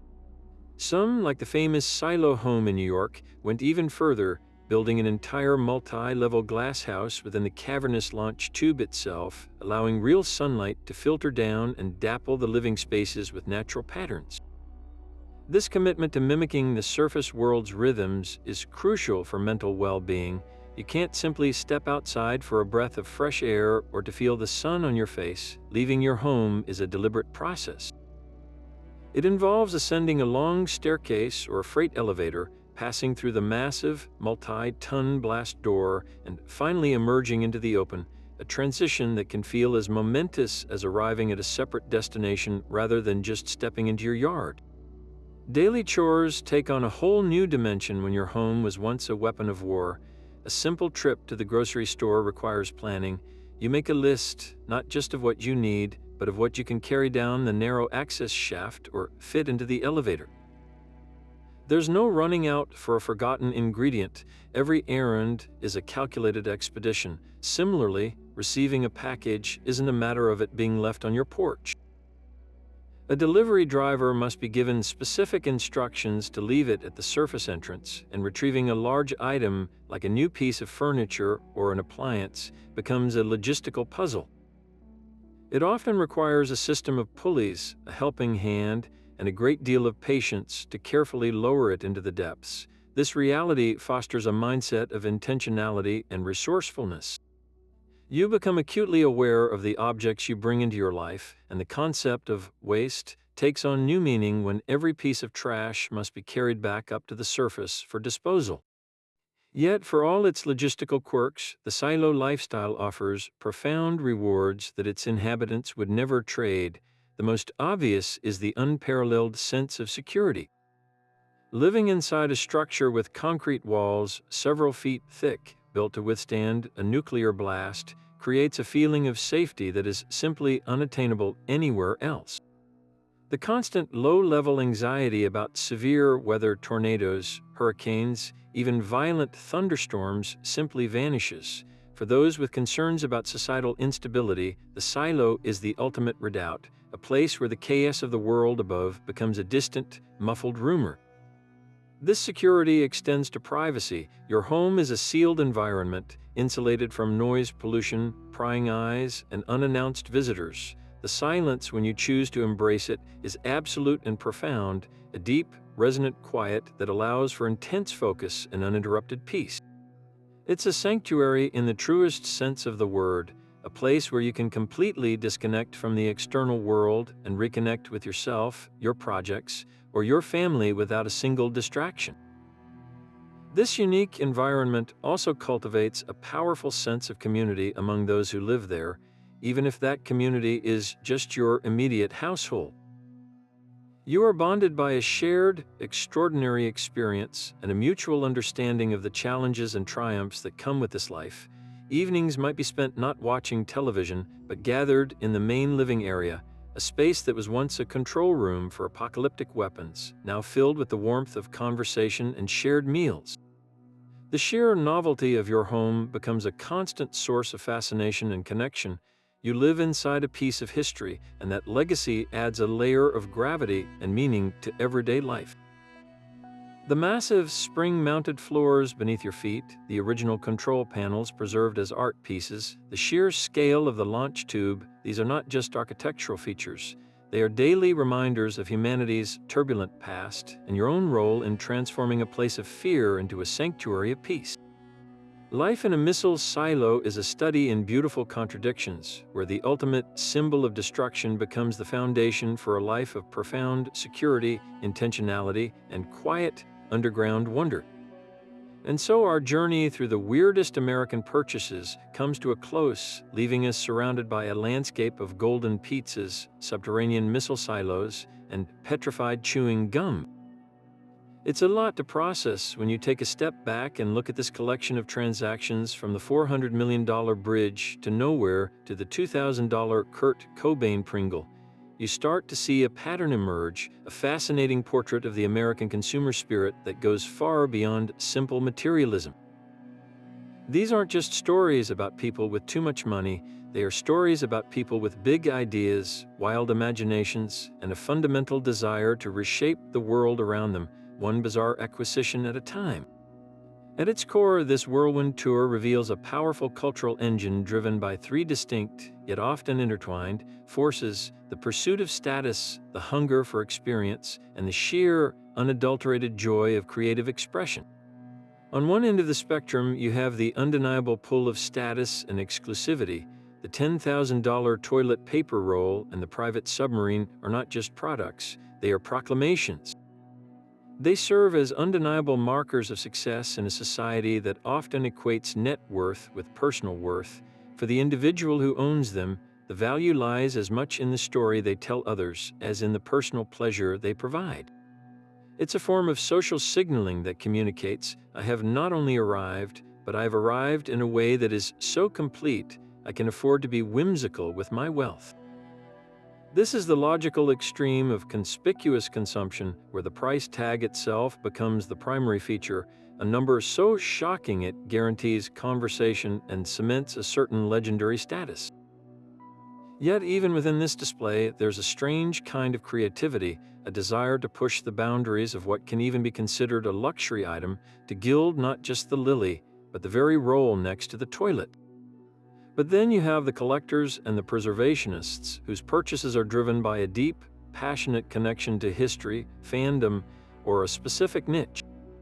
The man who bought a ghost town isn't seeking luxury, he's seeking a legacy. He is investing in a story, committing to the monumental task of breathing life back into a place that time forgot. Similarly, the person who spends hundreds on a piece of celebrity chewed gum isn't just buying a piece of trash. They are buying a biological relic, a tangible, if unsettling, connection to their idol. For them, the value is emotional and symbolic, rooted in a sense of intimacy and a desire to possess a fragment of something larger than themselves. These purchases are acts of devotion, whether to the history of the American West or to the mythology of a pop star, and they highlight our powerful need to forge tangible links to the people, places, and eras we admire. Perhaps the most compelling thread running through all these stories, however, is the celebration of creativity and humor for its own sake. The pet rock stands as the ultimate testament to this. It was never about the rock, it was about the joke. It was a shared cultural moment where millions of people collectively decided to embrace something completely illogical because it was fun. The same spirit animates the entrepreneur who turns an ambulance into a food truck, or the homeowner who installs an animatronic T-Rex on their lawn. These are purchases that defy the sober logic of the spreadsheet and instead embrace the logic of the heart, the funny bone, and the imagination. They are declarations of individuality, a refusal to be bound by convention, and a belief that life is simply more interesting when you choose the path of delightful absurdity. So, what does this entire menagerie of magnificent oddities ultimately tell us? It tells us that the American marketplace, for all its focus on efficiency and utility, has a vibrant, beating heart of pure whimsy. It proves that value is not an inherent property of an object, but a story we assign to it. A rock is worthless until it becomes the perfect pet. A decommissioned weapon of mass destruction is a liability until it becomes the ultimate sanctuary. A potato chip is a snack until it becomes a piece of pop art. These transactions reveal a profound human truth. We are not just rational actors, we are storytellers, dreamers, and collectors of experiences. We are driven by a desire to connect, to stand out, and to find joy in the most unexpected places. In a world that often demands seriousness, these wonderfully illogical purchases are a form of rebellion. A reminder that sometimes the most sensible thing you can do is something that makes absolutely no sense at all. Now we want to hear from you. This journey into the bizarre would be incomplete without your stories. What's the most illogical, strange, or wonderfully weird thing you've ever bought? Maybe it's that questionable vintage lamp you found at a garage sale, the limited edition action figure you just had to have, or that inexplicable kitchen gadget that now lives in the back of your drawer. Head down to the comments and share your tale of retail insanity. Let's build our own museum of magnificent purchases and celebrate the beautifully bizarre spirit of buying things that defy all logic.